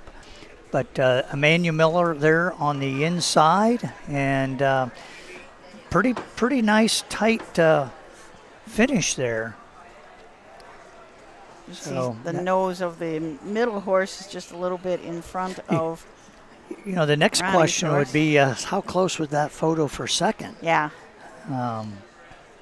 Yeah, we didn't see. We got this from the photo finish guy. We got that, so kind of neat to see. He printed that out for us. So let's take a quick look at the horses in this 8th race. Yes. Hydroplane and Henry from the rail with Greg Bateson up. Ernest Ayers and Ellen Bellamore are the owners and also the breeders of this Marseille colt. Out of a Cincinnati Kid mare. 6 starts on the year, 4 wins already, has earned $18,000, and a half-brother to What Luck, who was a winner yesterday. Yeah, the 2, Uncle Johnny's Secret. Curtis Harper will be in the bike today. This Mike Sweeney trained horse. Curtis has been driving this horse all along, coming off a win at Marysville in 201-4. This 3-year-old Uncle Peter has 10 starts on the season, 1 win, 1 second, and 3 thirds. Earnings of $9,619, and again took its mark last week at Marysville, 201-4. RBs Can't Be Touched, Emmanuel Miller up for Herman Hagerman. An Enterprise gelding out of a credit winner mare. 10 starts this year, has not won yet in its lifetime, but back a few starts back at Northfield did trot in 2-2-1. The 4, Big Dilly Billy, will be driven by Travis Boring, trained by Brian Boring. This 3-year-old Bullville Powerful sired horse has 4 starts, no wins, no seconds, no thirds, earnings of $1,315. And Spend the Prize from the outside with Drew Neal up for Rosie Weaver. An Enterprise gelding out of a Muscle Yankee mare. 5 wins already out of 9 starts. Most recent win was at Painesville in 2, 1, and 3. Already earned $17,600 this year. Should be a good race. Here they come. Here they come with the call, Bill Peters. There, off and running the first horse away on the outside is Spend the Prize. Down at the rail second is Pedro Clayton Henry. In their third is Uncle Johnny's Secret. Moving up fourth, that's RB's Can't Be Touched. And the last horse after going off stride is Big Debbie Billy. As they make the turn now to head down the backside to race over that quarter-mile mark. Now Greg Bateson has Hydroplane and Henry on top by 1 length. Right there second is Spend the Prize, driven by Drew Neal. Closing in third is Uncle Johnny's Secret, driven by Curtis Harper. Fourth is RB's Can't Be Touched, driven by Emmanuel Miller. The last horse, Big Debbie Billy, driven by Travis Morin. That's that quarter-mile mark. That's Hydroplane and Henry by a length. First quarter trotted in 30 and 2/5 seconds. Racing around the upper turn to come down past the stand for the first time. That's Hydroplane and Henry by 1 length over Spend the Prize. Uncle Johnny's Secret right there third, followed by RB's Can't Be Touched fourth, and then comes Big Debbie Billy. Front 4 pretty well bunched as they come down to the half-mile mark. That's Greg Bateson and Hydroplane and Henry bringing the horses to half. A length and a half back second and Spend the Prize. Uncle Johnny's Secret right there third, followed by RB's Can't Be Touched fourth. First half trotted in 102 and 4/5. As they round the turn now to head down the backside to race over that 3/4 mile mark. They've got to catch Hydroplane and Henry. The closest horse second is Spend the Prize. Third is Uncle Johnny's Secret. RB's Can't Be Touched is fourth. And farther back fifth is Big Debbie Billy. Going toward that 3/4 mile mark. That's Hydroplane and Henry still by a length and a half over Spend the Prize. Uncle Johnny's Secret continues to trot third, followed by RB's Can't Be Touched fourth, and then Big Debbie Billy. 3/4 in 133 and 1/5. As they race around the upper turn to head for pay dirt. That's still Hydroplane and Henry will lead, but here comes Spend the Prize up on the outside. That's Hydroplane and Henry at the rail. Spend the Prize on the outside, followed by Uncle Johnny's Secret. Hydroplane and Henry and Spend the Prize. Hydroplane and Henry and Spend the Prize. It's got to be Hydroplane and Henry. Spend the Prize up for place. Uncle Johnny's Secret for show. A mile in 2:02 and 4/5. That mile in 2:02 and 4 off of a half in 1:02 and 4. So last half in a minute. A very fast last quarter. Hydroplane and Henry on top where he likes to be. Yeah, and he was challenged. Spend that Prize. Drew Neal tipped out there going into last turn, and it looked like Greg was having to ask for a little bit of horse. But as they broke for home, you could see that Drew was pretty much all out, and Greg Bateson was able to get that nice Marseille colt to dig in. Hydroplane and Henry picks up his 5th win in 7 attempts.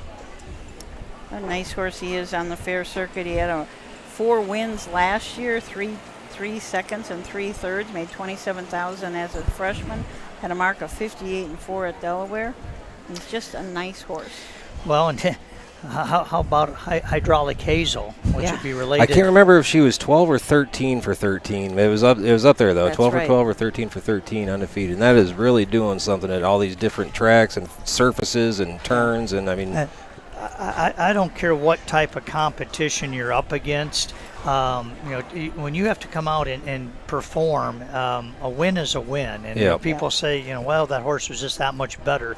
You just don't know. At a horse race, anything can happen. And to win those type of, number of races. Last year, Surfing the Cannon and Stony Ridgetop both had streaks. I think Stony got up to 8 and Surfing got up to 9. And then we had Hydraulic Hazel that was double digits. Coming in from Sand Creek, Michigan and Sylvania, Ohio, comes number 1, Hydroplane and Henry. Owned by Ernie Ayers and Ellen Belmore, trained by Ernie Ayers, and driven to victory this evening by Greg Mason. Now the blanket in this race is given in memory of Jerry and Bernice Burris. Jerry and Bernice Burris had a fine stable of horses here at the Wood County Fair for many, many years. I think they started racing back in 1967. with Bob Kettner doing the driving for him that year. But then in '68, Jerry began his driving career. They drove many victories here at the Wood County Fair. His family is in the winner's circle. Big with the trophy presentation for the Jerry and Bernice Burris blanket. This is given to Hydro Plain and Hendry.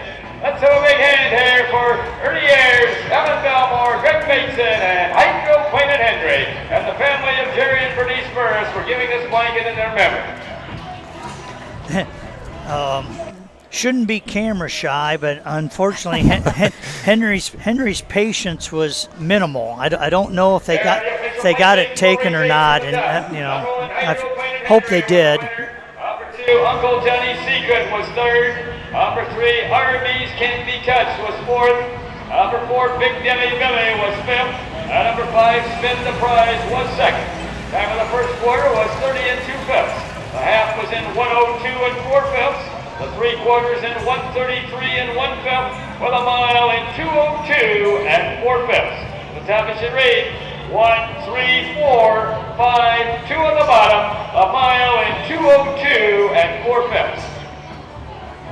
Jets of Arms are now ready for your horses for race time. There's Win, Flight, Show, Exact, and 9th race coming up, the 4-year-old and up Signature Series Trot, the Dave Chamberlain Memorial. This is wait, isn't that? Oh, it is the 9th race. It is the 9th. Wow, they are already, moving yeah. right along. We are. I gotta start keep up a little better, I guess. We track record holder here, Stony Ridgetop, here to defend his crown in the Signature Series. They didn't make it easy for him. They're gonna make it go from the second tier. Yes. Which if you were trying for a track record, coming from the second tier is going to make it, I won't say impossible, but very difficult, because he'll have multiple horses he'll have to get around, and it's a nice field of trotters. Yeah, absolutely. So we'll come back and look at the horses in this 9th race right after these messages. At Ohio State's Galbraith Equine Center, our veterinary champions are here for your champions 24/7, 365 days a year, providing advanced specialty care for sports horses from all stages and disciplines. Our expert team of boarded surgeons and sports medicine and rehabilitation specialists, together with veterinary cardiologists, internal medicine, and ophthalmologists, make our hospital your best resource for all sports horse performance issues. The Ohio State Veterinary Medical Center's Galbraith Equine Hospital. Call us today at 614-292-6661. Midland Acres is proud to stand the prominent stallions, TCI, Long Tom, Ready for Money, Monty Mickey, Summa Cum Laude, and Bit of a Legend. With such great pedigree and speed in the stallion barn, Midland Acres will provide a diverse group of top yearlings in the sale ring for 2025. Visit us this fall at our consignments at the Blooded Horse Sale on August 26th, the Ohio Select Jug Sale on September 12th, and the Lexington Select Sale on September 29th through October 3rd. Let Midland Acres' experience in the industry lead you to the winner's circle. When you need supplies for your horse, one name stands out: Big D's. Since 1976, Big D's Tack and Vet Supply has been the equine experts you can trust. Whatever your horse needs is available at Big D's Tack and Vet Supply. Visit the retail outlet in Streetsboro, Ohio, or order online at BigD'sWeb.com. Sign up for text messaging and receive $10 off your order. Big D's Tack and Vet Supply. Stony Ridgetop is in disguise out there, Susan. He's got a black hood on instead of a green one. His signature green one. I don't know what happened there, but maybe he still looks sharp. Incognito. Yeah, He's trying to sneak by everybody. Well, while we're waiting for these horses to come out, I have a favor to ask of everybody out there. Had a email from a lady today whose grandfather was Cecil Hess. And he owned a horse called Playboy Hanover that was driven by Terry Holton in the Little Brown Jug. And she says some of the items that they have from his racing days have been lost. So she's trying to put a scrapbook together of Playboy's racing days for her father, which would be the son of the guy who owned the horse. So if anybody out there has a copy of the 1973 Little Brown Jug program that Playboy Hanover's in, or anything else about Playboy Hanover. I know we talked a lot about him at Bucyrus because they named the Terry Holton race after him. So anybody's got anything out there or knows where we can get something, just let us know. It's be nice to be able to get this lady some information so she can have a scrapbook. I might know a guy, or have you already reached out to him? I have our man in Delaware, Mr. J. Wolf. Yeah, I did not reach out to him yet, but I will. I just got this today from her, and I don't know if he, nice still has all those old programs and stuff, but from what I've heard, there's quite a few things down in the basement there, the log cabin and stuff there. There might very well be something around there. Don't you want to go down there? I really do. Me too. I would come home with way too much stuff, though, is the problem.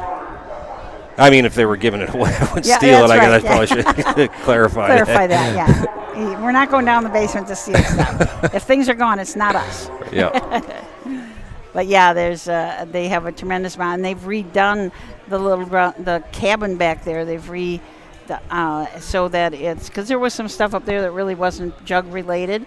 So they have made some changes and kind of cleaned things up. So it's just a great place to go walk and just look in the history. I wish we could have some kind of a building someplace for all of the history in Ohio. It would just be a great exhibit. I'm sure we'd get a lot of people coming to it. It would be so much fun to do. Rocky Miller from Groveport watching us tonight. JD giving us the information from the Kentucky Sire Stakes. Mike Halligan says from Orlando, Florida, he said, my wife's family was in the business when she was born. We want to thank everybody for joining in. Great night here. We did have that half an hour delay for the lightning, basically. It wasn't the rain that would have stopped it, so it was lightning. I would have bet we would have got just hammered with rain the way the sky looked, and it really wasn't bad at all. If anything, like you guys said, it just made the track a little bit better, really. Yeah. Well, I got a couple more names that trained here. So one of the things that a lot of people from Raceway would come down here when Raceway would close. Jim Mullinex was here. Oh, yeah. Keith Boxley was here. And then, unfortunately, this one's kind of tearfully, Karen Tuchatsky. Yes. She trained here, and she unfortunately recently passed away. But Karen was here for a few winters there in the backside. So when I talked about going back to visit yesterday, I wanted to go back there. Like, she's the first person I thought of. You could always, I would always see and hear her. She had a very distinguishable laugh. Some would call it a bark when she was mad at you. Yeah, true. Yeah, bless her heart, Karen. Given this evening by Jennifer May, lifetime earnings over $54,000, a lifetime mark 158 4/5. Number 2 is Cruisin' Cassis. He's a May gelding, 10 years old by Cassis, on a registered nurse by Super Bowl, owned and trained by Becky Zumkoff from South Salem, Ohio. Given this evening by Drew Neal, lifetime earnings over $320,000, a lifetime mark 155 4/5. Number 3 is Keeper of Secrets. He's a May gelding, 7 years old by Cantab Hall, on a psychotherapist by Yankee Glide, owned by Gary Wilmoth of Erie, Michigan, trained and driven by Jamin Bontrager. Lifetime earnings over $199,000, a lifetime mark 155.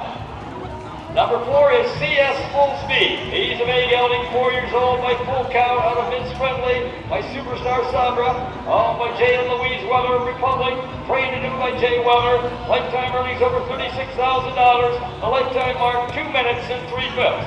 Number 5 is Duke of Lindy.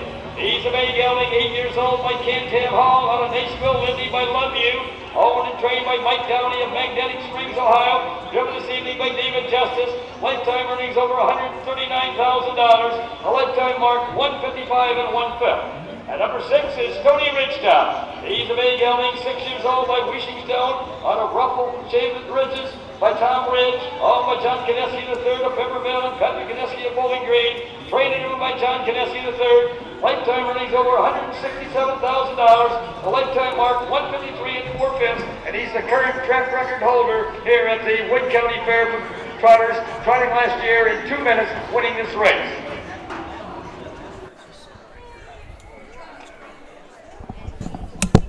That line to be announced on Duke of Lindy. Duke of Lindy raced on July 25th at Piketon at post position 4, was 4th at the quarter, 6 1/4 lengths behind, was 4th at the half, 4 3/4 lengths behind, was 5th at the 3/4, 4 3 lengths behind. Finished second, 3 lengths behind, 3 lengths behind. His actual time was 1:59 2/5. His last quarter in 29 1/5. Dollar on $7.20. Driver David Justice, trainer Mike Downing.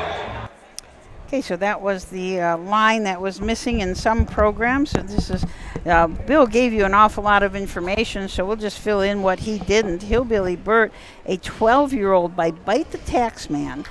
Don't know where that horse stands, Bite the Taxman, where he was from? He stood out east, I believe, in Wayne or Holmes County. Somebody will correct me, but Bite the Taxman did stand up in Amish country. Okay. Cruisin' Cassie, the 2-horse Drew Neal, is a 10-year-old gelding by Cassis out of a Super Bowl mare. Boy, you don't see many Super Bowl mares anymore. So the 10-year-old horse, Keeper of Secrets, a 7-year-old gelding by Cantab Hall out of a Yankee Glide mare. The breeding on these horses are just pretty special. CS Full Speed, just a 4-year-old by Full Count out of a Superstar Sabre mare. Duke of Lindy, an 8-year-old gelding, another Cantab Hall. And Stony Ridgetop, a 6-year-old by Wishing Stone. Out of a Tom Ridge mare. And, as a reminder, again, the track record here is 2 minutes. And I think it'll be very interesting. I would encourage you to watch John Kineski coming from the second tier, and let's just see how he can maneuver Stony Ridgetop through that. One of the things I noted in the post parade is Stony Ridgetop wears what I would call a choke plate to basically keep him from being able to tuck his chin. John wants his nose up in the air. He can take a pretty good hold, a great looking animal, but he does wear a choke plate to try to keep his head elevated and his nose out. Matt noticed that he usually wears a green hood and he's got a black one on tonight. Yep, maybe John thinks he's the bad guy today, I guess. But, yes. but John will have his hands full being in the second tier. When I saw the entries about the worst spot he could have drew. Clear off in the lead chamber Memorial Trot. The first horse away is CS Full Speed. On the outside second is Duke of Lindy. At the rail third is Cruisin' Cassie. Fourth it is Hillbilly Bert. Tony Ridgetop moves up fifth, and the last horse is Keeper of Secrets. As they make the turn now to head down the backside to race over that quarter-mile mark, Jay Weller has CS Full Speed on top by 1 length. Dropping in there second, that's David Justice with Duke of Lindy. Moving up on the outside third, now second comes Tony Ridgetop, driven by John Kineski. Racing in there fourth, down the backside is Cruisin' Cassie, driven by Drew Neal.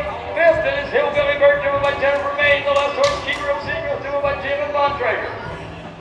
First quarter trotted in 29 4/5 seconds. As they race around the number turn to come down past the 10 for the first time. That's Tony Ridgetop now showing on top by 2 lengths. CS Full Speed trots in there second.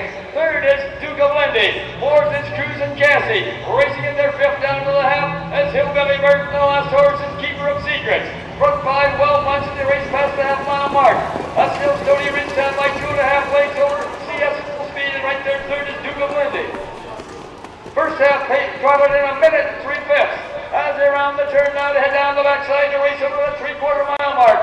They've got to catch Stony Ridgetop. A length back second is CS Full Speed. Duke of Lindy third down, moving up on the outside fourth is Cruisin' Cassie. Right there fifth is Hillbilly Bert, and then comes Keeper of Secrets. Going to that 3/4 mile mark. That's Stony Ridgetop now opening up about 3 lengths on CS Full Speed with Cruisin' Cassie on the outside third. Duke of Lindy fourth and looking for racing room. 3 quarters trotted in 1:32. As they race around the number turn to head for pay dirt. That's Stony Ridgetop still in the lead. About 4.5 lengths back second is CS Full Speed. Cruisin' Cassie on the outside third. Duke of Lindy fourth, and then comes Hillbilly Bert and Keeper of Secrets. As they race for home now, it's gonna be Stony Ridgetop, and here they all come. Tight there for place between Duke of Lindy and CS Full Speed. 1 mile and 2:02 and 1/5.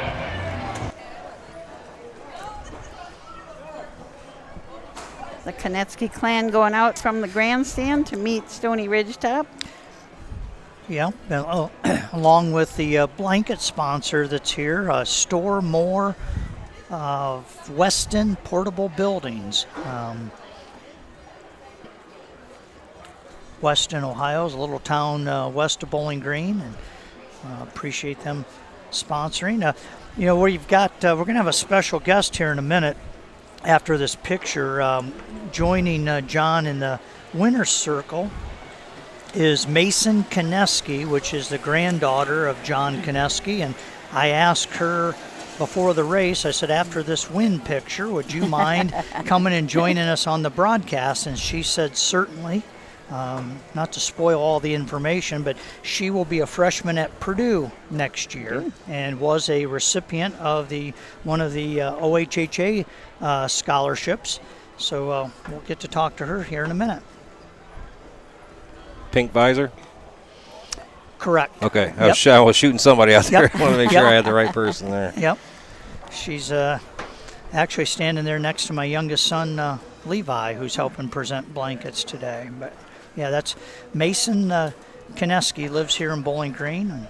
And, joining the Kineski clan into the winner's circle is her dad, Patrick, and longtime second trainer, groom, Dawn Hammond. She's from Portage, Ohio, just south of Bowling Green. John coming back into the winner's circle. We'll swing it up to Bill. Coming from right here in Wood County, Pemberville and Bowling Green, comes number 6, Stony Ridgetop, owned by John Kineski III and Patrick Kineski, and trained into a victory by John Kineski III. Now this is the Dave Chable Memorial Trot, and the trophy blanket is sponsored by Stormore of Weston Portable Buildings. Chamberlain was a longtime speed superintendent here at Bowling Green. That's this memorial race, named in his honor. Let's have a big hand here for the Kineski family and Stony Ridgetop and the Stormore of Weston Portable Buildings, the donors of the blanket.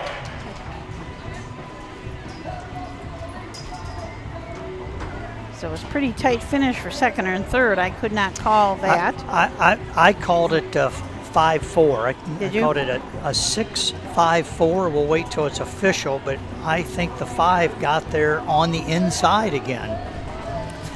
I think what is interesting is Jay Weller on the 4 horse is 70 years old. David Justice on the 5, just 21, and John Kineski, 76. For each 9 from the top. Number 1, Hillbilly Bird was 5th. Number 2, Cruisin' Cassie was 4th. Number 3, Keeper of Secrets was 6th. Number 4, CS Full Speed was 3rd. Number 5, Duke of Lindy was 2nd. And number 6, Stony Ridgetop was the winner. Time of the first quarter was 29 4/5. The half was in 1 minute and 3/5. The 3 quarters in 1:32 with 1 mile in 2:02 and 1/5. The top it should read 5 4 6 3 2 1. 1 mile in 2:02 and 1/5. In the upcoming race 10, number 1, Creating Dreams, and number 6, Hush Don't Tell, are both scratch 6. And number 5, Little Flecka, make the driver Greg Diamond. Greg Diamond will drive number 5, Little Flecka. In a representative of ProTech. We're good, Steve. All right, so we're joined on the broadcast by Mason Kineski. I kind of had a lead in for you, so no pressure here, but I mentioned, would you come on the broadcast after the win picture? So I don't know, were you nervous that grandfather John was going to win that with Stony? No, it's Stony. You just know he's going to win. All right. So Mason, you're an accomplished horse person yourself. I mean, everybody knows a lot about your grandfather John, but you've kind of taken to a different type of horsemanship. Let's talk a little bit about that and your love of horses. So I do eventing, which is the 3-phased common English discipline. I actually have a really big show this weekend, the USCA show at Revel Run. I will be competing at novice rider against professionals and non-professionals alike. Okay. Where is that at? Ann Arbor. Ann Arbor, Michigan. Okay. My horse is actually in Ann Arbor, so I drive an hour and a half to go see her almost every day. Nice. So over the years, you've been out to your grandfather's a fair amount and occasionally help him do this and do that. I can remember John had a really good horse years ago that Mason tried to show, and he was a beautiful animal. He wasn't quite show material, right? Why don't you tell us a little bit about some of the stories with him? So this Sands Hot is practically my little soulmate at times. When I was about 18 months old, I went into the racehorse barn, and there's this picture of me grabbing his halter, and Dawn and Grandpa were both like, "Oh my gosh, do not touch this horse." And he instantly melted into my arms, and we are buddies. He's still at Grandpa's. He's still retired, enjoying his old life, and it's fun just to go out and see him every day, because I've actually been helping my grandpa this summer by working out at the barn during the weekdays, and then being able to Any idea how old he is, the Sands Hot? I remember that horse racing, definitely. 17, I think. Okay. Yep. He was a tough old bird. It was Doc Redden owned him, and this Sands Hot have a place always at the Kineski farm. But I knew, Mason tried to show him a few things, and it's hard sometimes to take a racehorse out. Yeah. And when you ask them to perform, they want to perform, and standardbreds want to do it fast, right? Yes. but Mason, so. Graduated this year from Bowling Green High School, and tell us a little bit about what next year brings for you. I'm meaning this fall. So I'm going to Purdue this fall as a honors student, a dean scholar through the College of Agriculture, meaning I'm one of the top ag students coming in, as well as I will be doing a pre-med with biochemistry focus. Oh, that sounds like a real easy major. Breeze right through that. Huh? So, Mason, you were one of the recipients of the OHHA Youth Scholarship, and that was kind of nice. Tell us a little bit about that and what it was like to earn that. It means a lot, because I come to the races. I've been to 3 races this year, and races have been such a big part of my life, and going to the barn. I remember Sundays where we used to go to a local bakery, bring donuts to my grandpa, and I watched him and my dad train, and it just got my love of horses, and it's just kind of finally realizing how powerful horses have been in my life. I'm a part of the National Pony Club as the vice chair of the National Youth Board. And it's just really cool to kind of just see all the horse stuff and just how I've been supporting horses and how they're kind of helping me get ready for this next big stage. So being around your grandfather and then Dawn, who I think Dawn is one of the best horse people you'll ever be around, what are some characteristics that you've picked up just watching a standardbred operation in action? And John's stable's not huge, but he generally has between 2 and 4 horses. Tell me a little bit about that. So it's been extremely helpful. I'm going to cycle back to Pony Club. I'm a nationally rated member, and I competed internationally in horse quiz last year representing the United States as team captain. And it's just been helpful with getting Trevor Tro's knowledge. My horse, if I'm talking about my horse that I ride personally and I have something I want to tweak, I can always ask them a question. I usually have some sort of diet idea, exercising routine, and just something a little bit different. It's getting those different perspectives. I love my trainer. She's awesome at what she does, but it's really cool to learn from. My grandpa taught me how to wrap bandages, right? How to IDL an abscess, how to pull an abscess in 2 days, and just really learning some of that horsemanship stuff that you cannot learn in a normal area.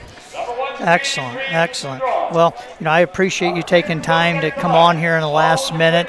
We wish you well on being a Boilermaker. I think I told you once before I lived in West Lafayette for 11 years. I love that town. You'll do well. I wish you well. Awesome. Thank you guys so much. Thank you. Thank you. Toledo, the driver of Greg Mason. Number 5 is Little Flicka, also traded up by Greg Diamond of Bell, Florida. And number 6, Heights Don't Tell, has been drawn. There's win, place, exacta, and trifecta wagering. No show wagering here. Win, place, exacta, and trifecta. What a nice young lady. Yeah, very, very well spoken. Yeah. Wesley is her mother, and Patrick, her dad, done a nice job with her. And and I think horses for Mason have been an excellent outlet for her, and she's continued to excel and do better and better. Mm-hmm. And I follow the little bit of information I'll pick up from John. John will share with me, but also on Facebook, and really has accomplished a lot, and she's looking to kind of make a career out of it, if potentially maybe becoming a vet or something along those lines, and going to Purdue next year. Pretty special. Yeah. Pretty special.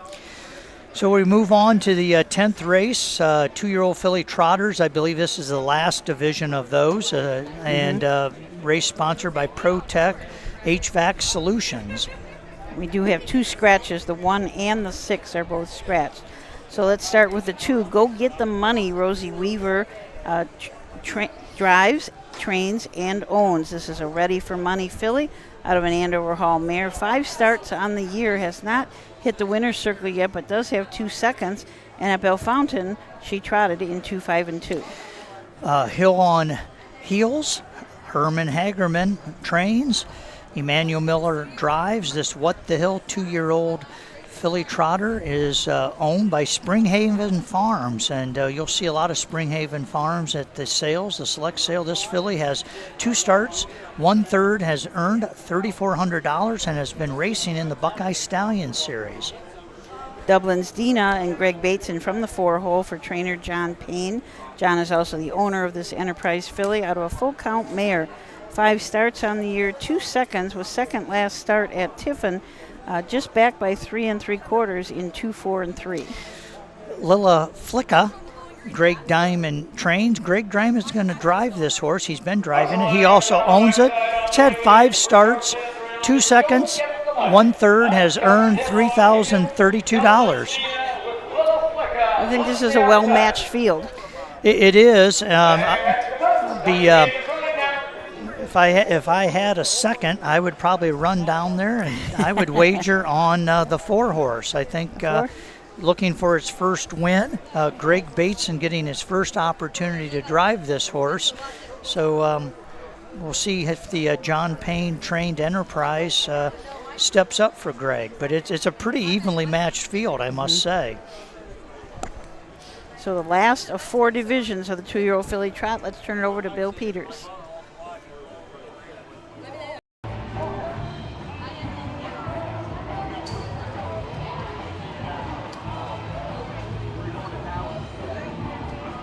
Here they come.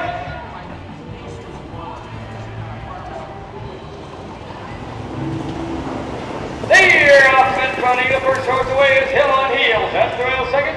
That's Go Get the Money. Racing up on the outside third is Dublin's Dina. And the last horse is Little Flick. Off stride now goes Go Get the Money. As they make the turn now to head down the backside to race over that quarter-mile mark.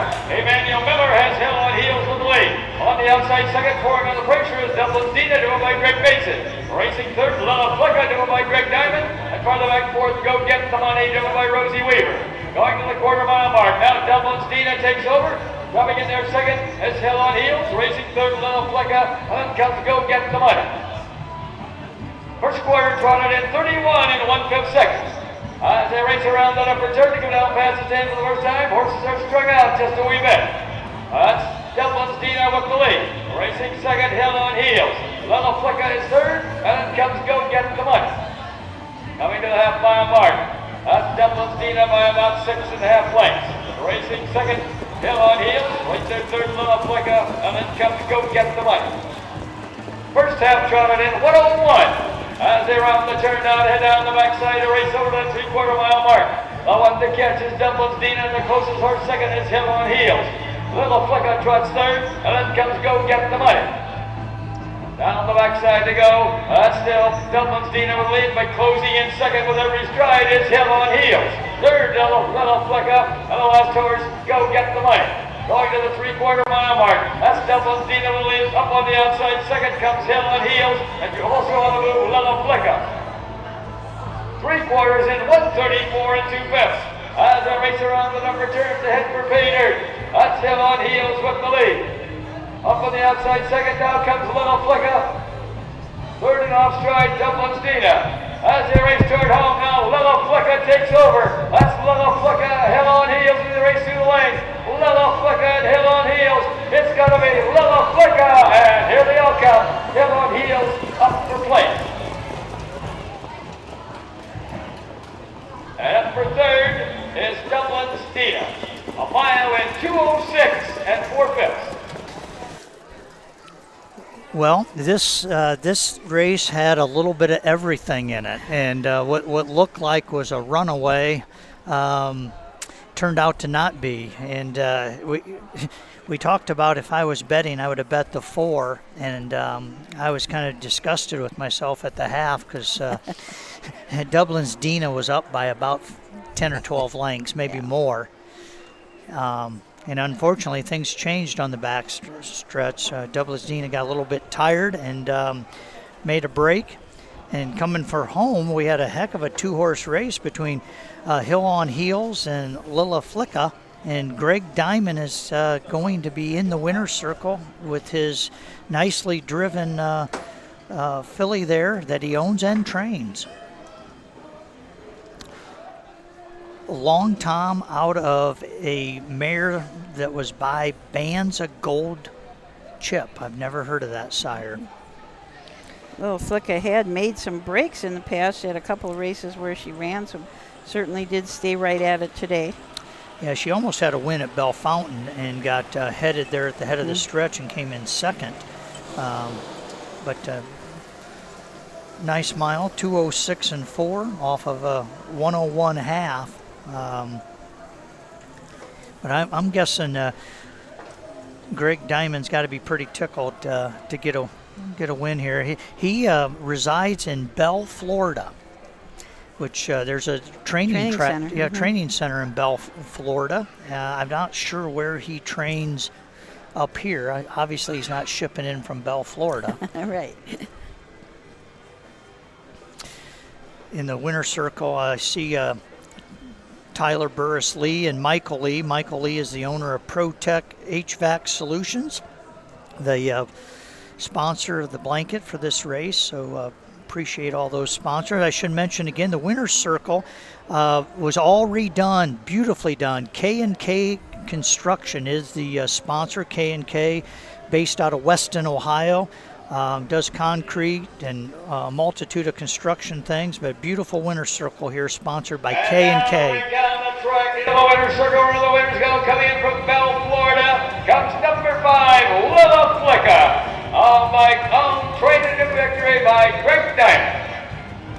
Blanket for this race is courtesy of ProTech HVAC Solutions. Mike Lee is in the winner's circle for the trophy presentation.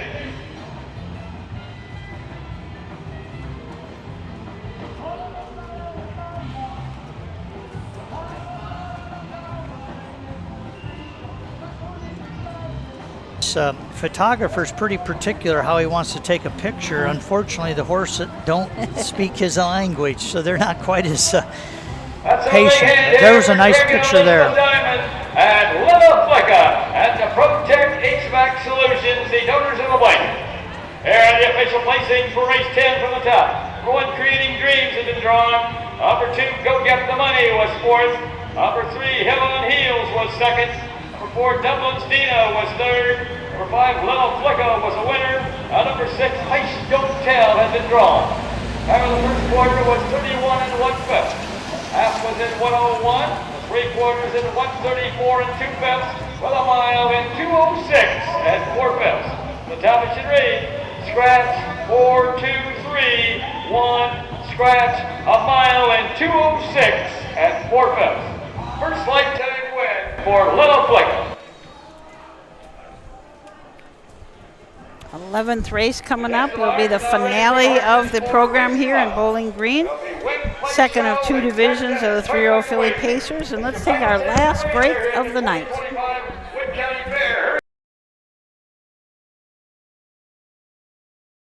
In Ohio, Hickory Lane Farm has the stallions you are looking for, like What the Hill, Uncle Peter, and In Range, as well as Branded by Lindy, Jug winner Luz Pearlman, Racing Hill, and Guardian Angel Oz.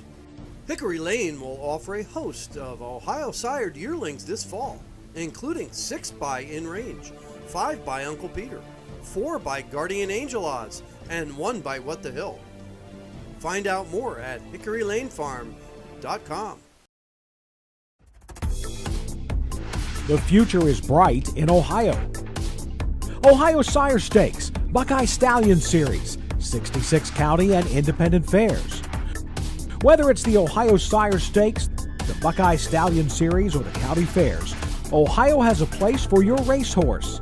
This year, Ohio breds are racing for nearly $23 million in stakes purses. Be part of the winning.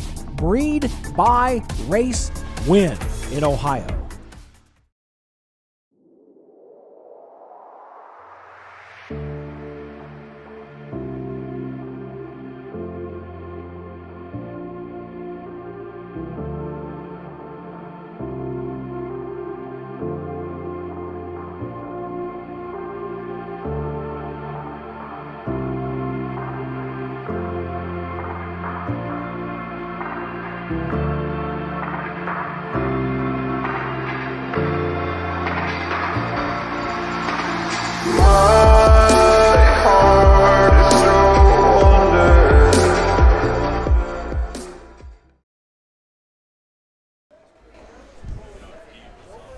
More fun?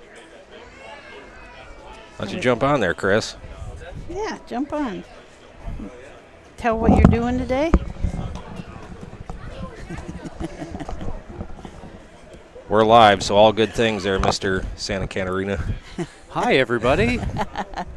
Our photo finish guy today. Chris here joining us. We got Tom Beck up on the grandstand, so we got all sorts of technical guys here. If something goes wrong, boy, we're in good shape. Yeah. Yes. See how fast they get out of here when I have to wrap all these cables. Yeah. See if they're going to stay around. I'll be gone.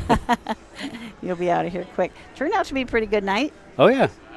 I cooled off a lot. Yeah. Yep, right after, it seemed like there was a little period of time when the humidity came back with a force, but now it's gone again and feels very nice. Pretty good night here at Bowling Green. Have you ever been here for the tractor pulls, the giant tractor pulls? No, not the tractor pulls. I've been there, been here for what Tom is doing in the grandstand From over the there. top? That's my usual spot. And then I hit the corn on the cob stand after. Did you find it yet? No, I think it's like... I saw a guy walking through with one, Yep, so they're here. me They're too. definitely here, yeah. I'll bet it's over there. I know it's way over there. Yeah. I tried going that way, but then I was like, it's too far. It was a a lot hotter at that point. Yeah, there's a lot of good stuff over there. The pork producers and Yeah. the beef producers are over there. Milkshakes. Oh, yeah, milkshakes. Yeah. Oh, well, that's the spot to be. $4 milkshakes. Well, that's Can't not beat bad. that. No, definitely not. So that's just like coming out of the first turn. That's I where all the believe good so, stuff yeah. is. Because I was able to see it last year or years past from when you were up there? the infield, yeah.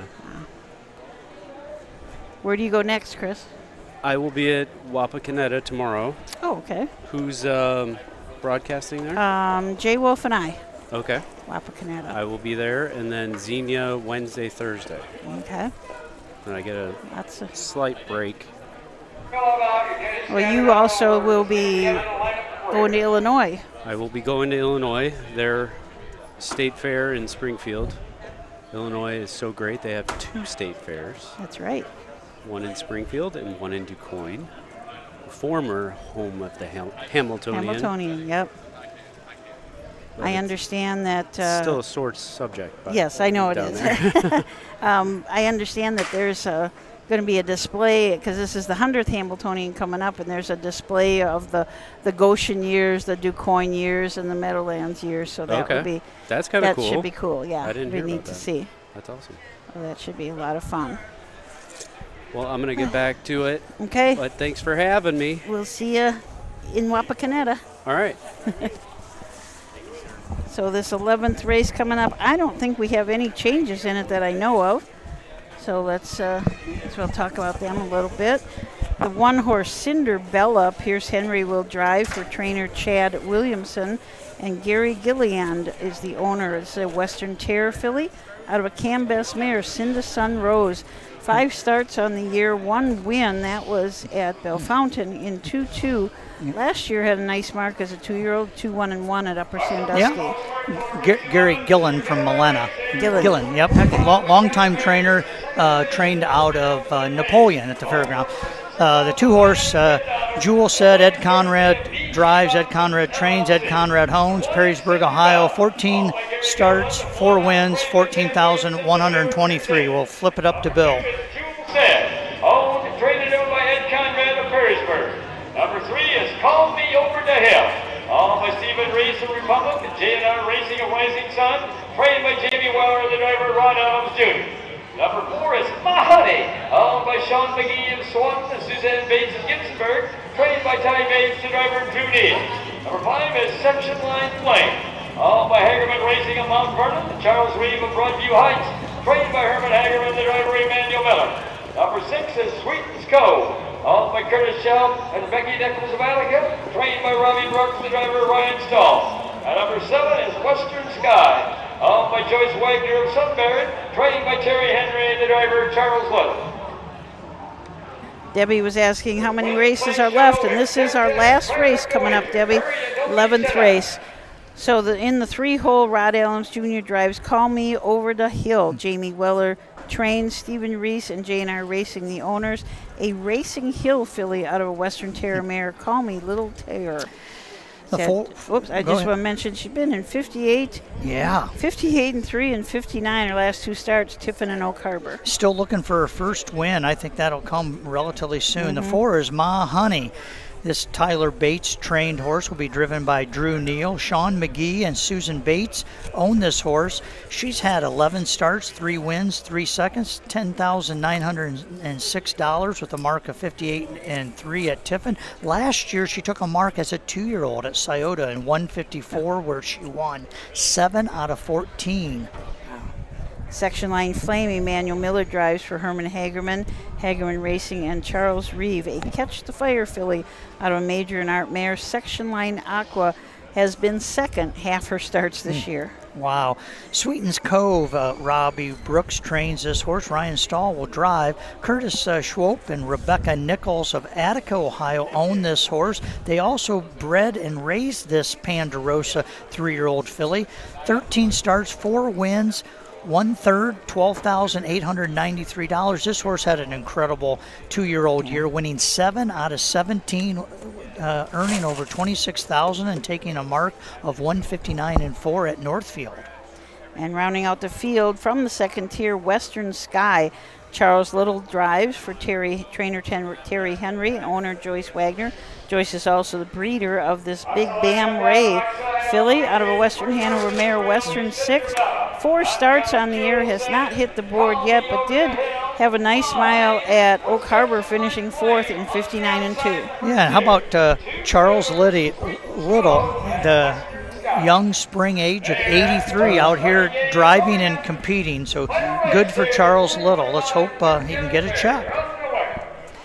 We're going to swing it up to Bill one last time as they're lining up on the backstretch. We've had 2 good days of racing. It's just unfortunate we had the little shower, but nonetheless, we got them all raced. We've had relatively good crowds. They've kind of thinned out a little bit because of the delay that we had, but hats off to all the folks that stayed with us and listened. Appreciate that and look forward to the next broadcast. Here they come.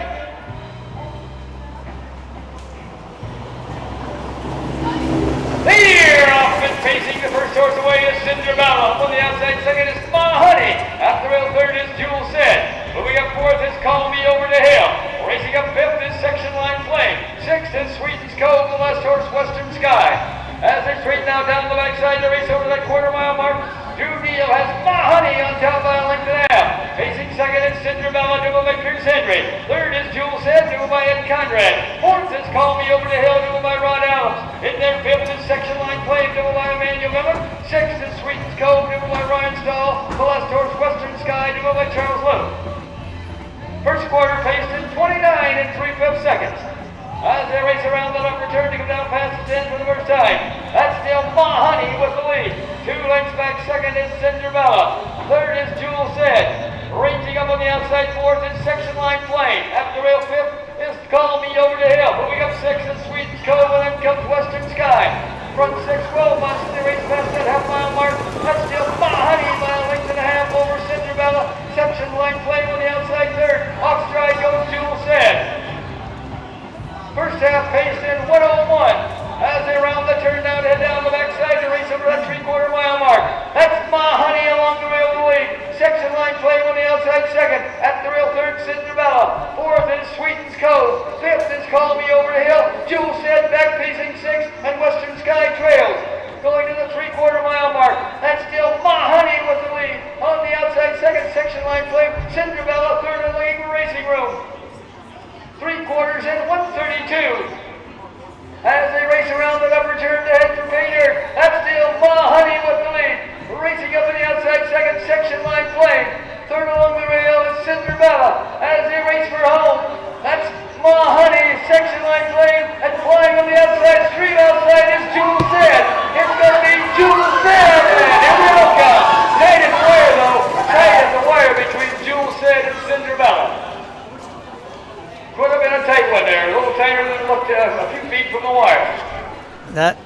that race was closer at the finish than it was at the Mile start. at 2:03 and 1/5.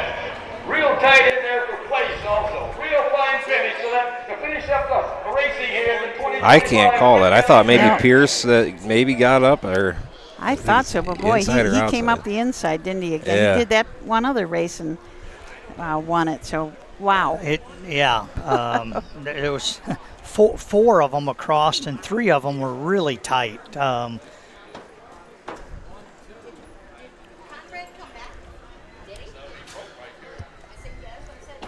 Well, while we're waiting for the finish, I just want to remind you, Lisbon tomorrow at 1 o'clock and Wapakoneta at 6:30. Join us for those broadcasts. Or if you are at the fair, make sure you stop and say hi. Get your passport stamped. Yeah, the gentleman behind me says the 2. Jewel said he thought, and he Cinderella back to the winner's circle. oh, the 1. Cinderella. Cinderella back to the winner's circle. Well, that was Pierce Henry. at 8 to 5. I mean, we had pretty evenly split between the 1, 2, and 4 on wagering. Not a huge amount wagered here at the end, but very exciting finish. I don't know who was second. I'm gonna assume maybe the 2. at the head of the stretch when they were coming out of that turn, it was 6 wide. It looked like. I mean, they were all right there at the chance. And actually, the 1 was not across the track. Right. Yeah. Still trying to get through. Pierce looking for a seam. As they came for home, Ma Honey, who was on the lead, tired and drifted, giving a clear shot for Cinderella to just come straight up the inside, and was able to get there maybe in the last stride. Chad Williamson trains in Van Wert, Ohio. Gary Gillen, Malenta, is a proud owner of this horse. The Gerdemans, Tom Gerdeman is the breeder, and all his horses generally have the Cinder. Cinderbella is this one, but he had Cinder Lane Sam was probably one of the more famous horses that came from his farm. Cinder Best there was a real good one. Yep. I think Gary Gillen trained that one for a while. Might have, or did Max Shaw have it? That's Max and Maynard. Maynard Raker. Yep. I was hoping to see Gary. I don't see Gary. That's Chad Williamson and his daughter down there. And now moving down the track into the winner's circle where the winners go. Coming in from Malin, Ohio comes number 1, Cinderella, owned by Gary Gillen, trained by Chad Williamson, and driven to victory this evening by Pierce Henry.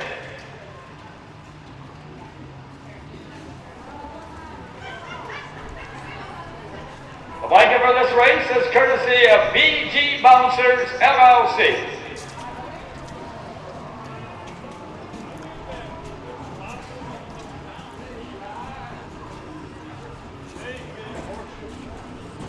BG Bouncers LLC. I think that is a group that has a. Let's have a big hand here for Chad Williamson, Pierce Henry, and Cinderella, and the BG Bouncers, the owners of the blanket. I believe that's a group in town that rents bouncy houses and those type of things. So, well, we don't know yet who was second or third. We don't. We're going to wait in the rundown, but here we got a nice. So we do have a photo. So it's 1, 2, 3 is the finish. 1, 2, 3. Wow. That is. We'll show that photo here in a minute. 5 is the 4th place horse, I believe, and the 4 Ma Honey was 5th. We congratulate the winning trainer of the meet is Herman Hagerman with 6 wins, and Emmanuel Miller, our leading driver, with 4. Yeah, kind of spread the wins around with the drivers, actually. We had 20 races over the 2 days, and 4 was the magic number for leading driver, huh? Yes. I told Susan off air, I really wish we had more races here. I mean, once everything is set up here and stuff, I like doing the races here. I love the races here. It's good, and the way you've got it set up is magnificent. I mean, I wish we could get back to the days when people knew we were going to have wagering and we get people here consistently to show up. Unfortunately, because of weather and different dynamics, and yesterday, 9 races, we handled like $3,300, which doesn't sound like a lot, but that's not bad. And today, I don't think we broke 2,000 with 11 Oh, no races. kidding. Yeah, well, the rain right after the second race, I guess. You can't clear the grandstand for 30 minutes and hope people are going to bet. So that's right. we weren't able to do real well handling, but we certainly put on some good entertaining races, multiple photo finishes. Matt, can you swing the camera and show the group before we break away this last race, how close it was? There you go. 1, 2, 3, 5 is how that came in. There are the official placings for race 11 from the top. Number 1, Cinderella was the winner. Number 2, Jules Said, finished second, was placed third for interference while on a break just after the half-mile mark. Number 3, Call Me Over the Hill, finished third, was placed second. Number 4, Ma Honey was fifth. Number 5, Section Line Flame was fourth. Number 6, Sweeten's Cove was sixth. And number 7, Western Sky was seventh. Time of the first quarter was 29 3/5. The half was in 1:01, the 3/4 in 1:32, with a mile in 2:03 and 1/5. For the top, it should read 1, 3, 2, 5, 4, 6, 7 on the bottom, the mile in 2:03 and 1/5. Well, that concludes our racing. Show you the wild things that happened this last race. We've got a $9.60 trifecta, 1 all, and a 1 all exacta paying $11.60, and then interestingly, nobody wagered on the 3 to place or show, and so the one horse ended up paying more to place than it did to show. So kind of wild numbers there, but I appreciate Matt and Susan. I said it yesterday, I'll say it again.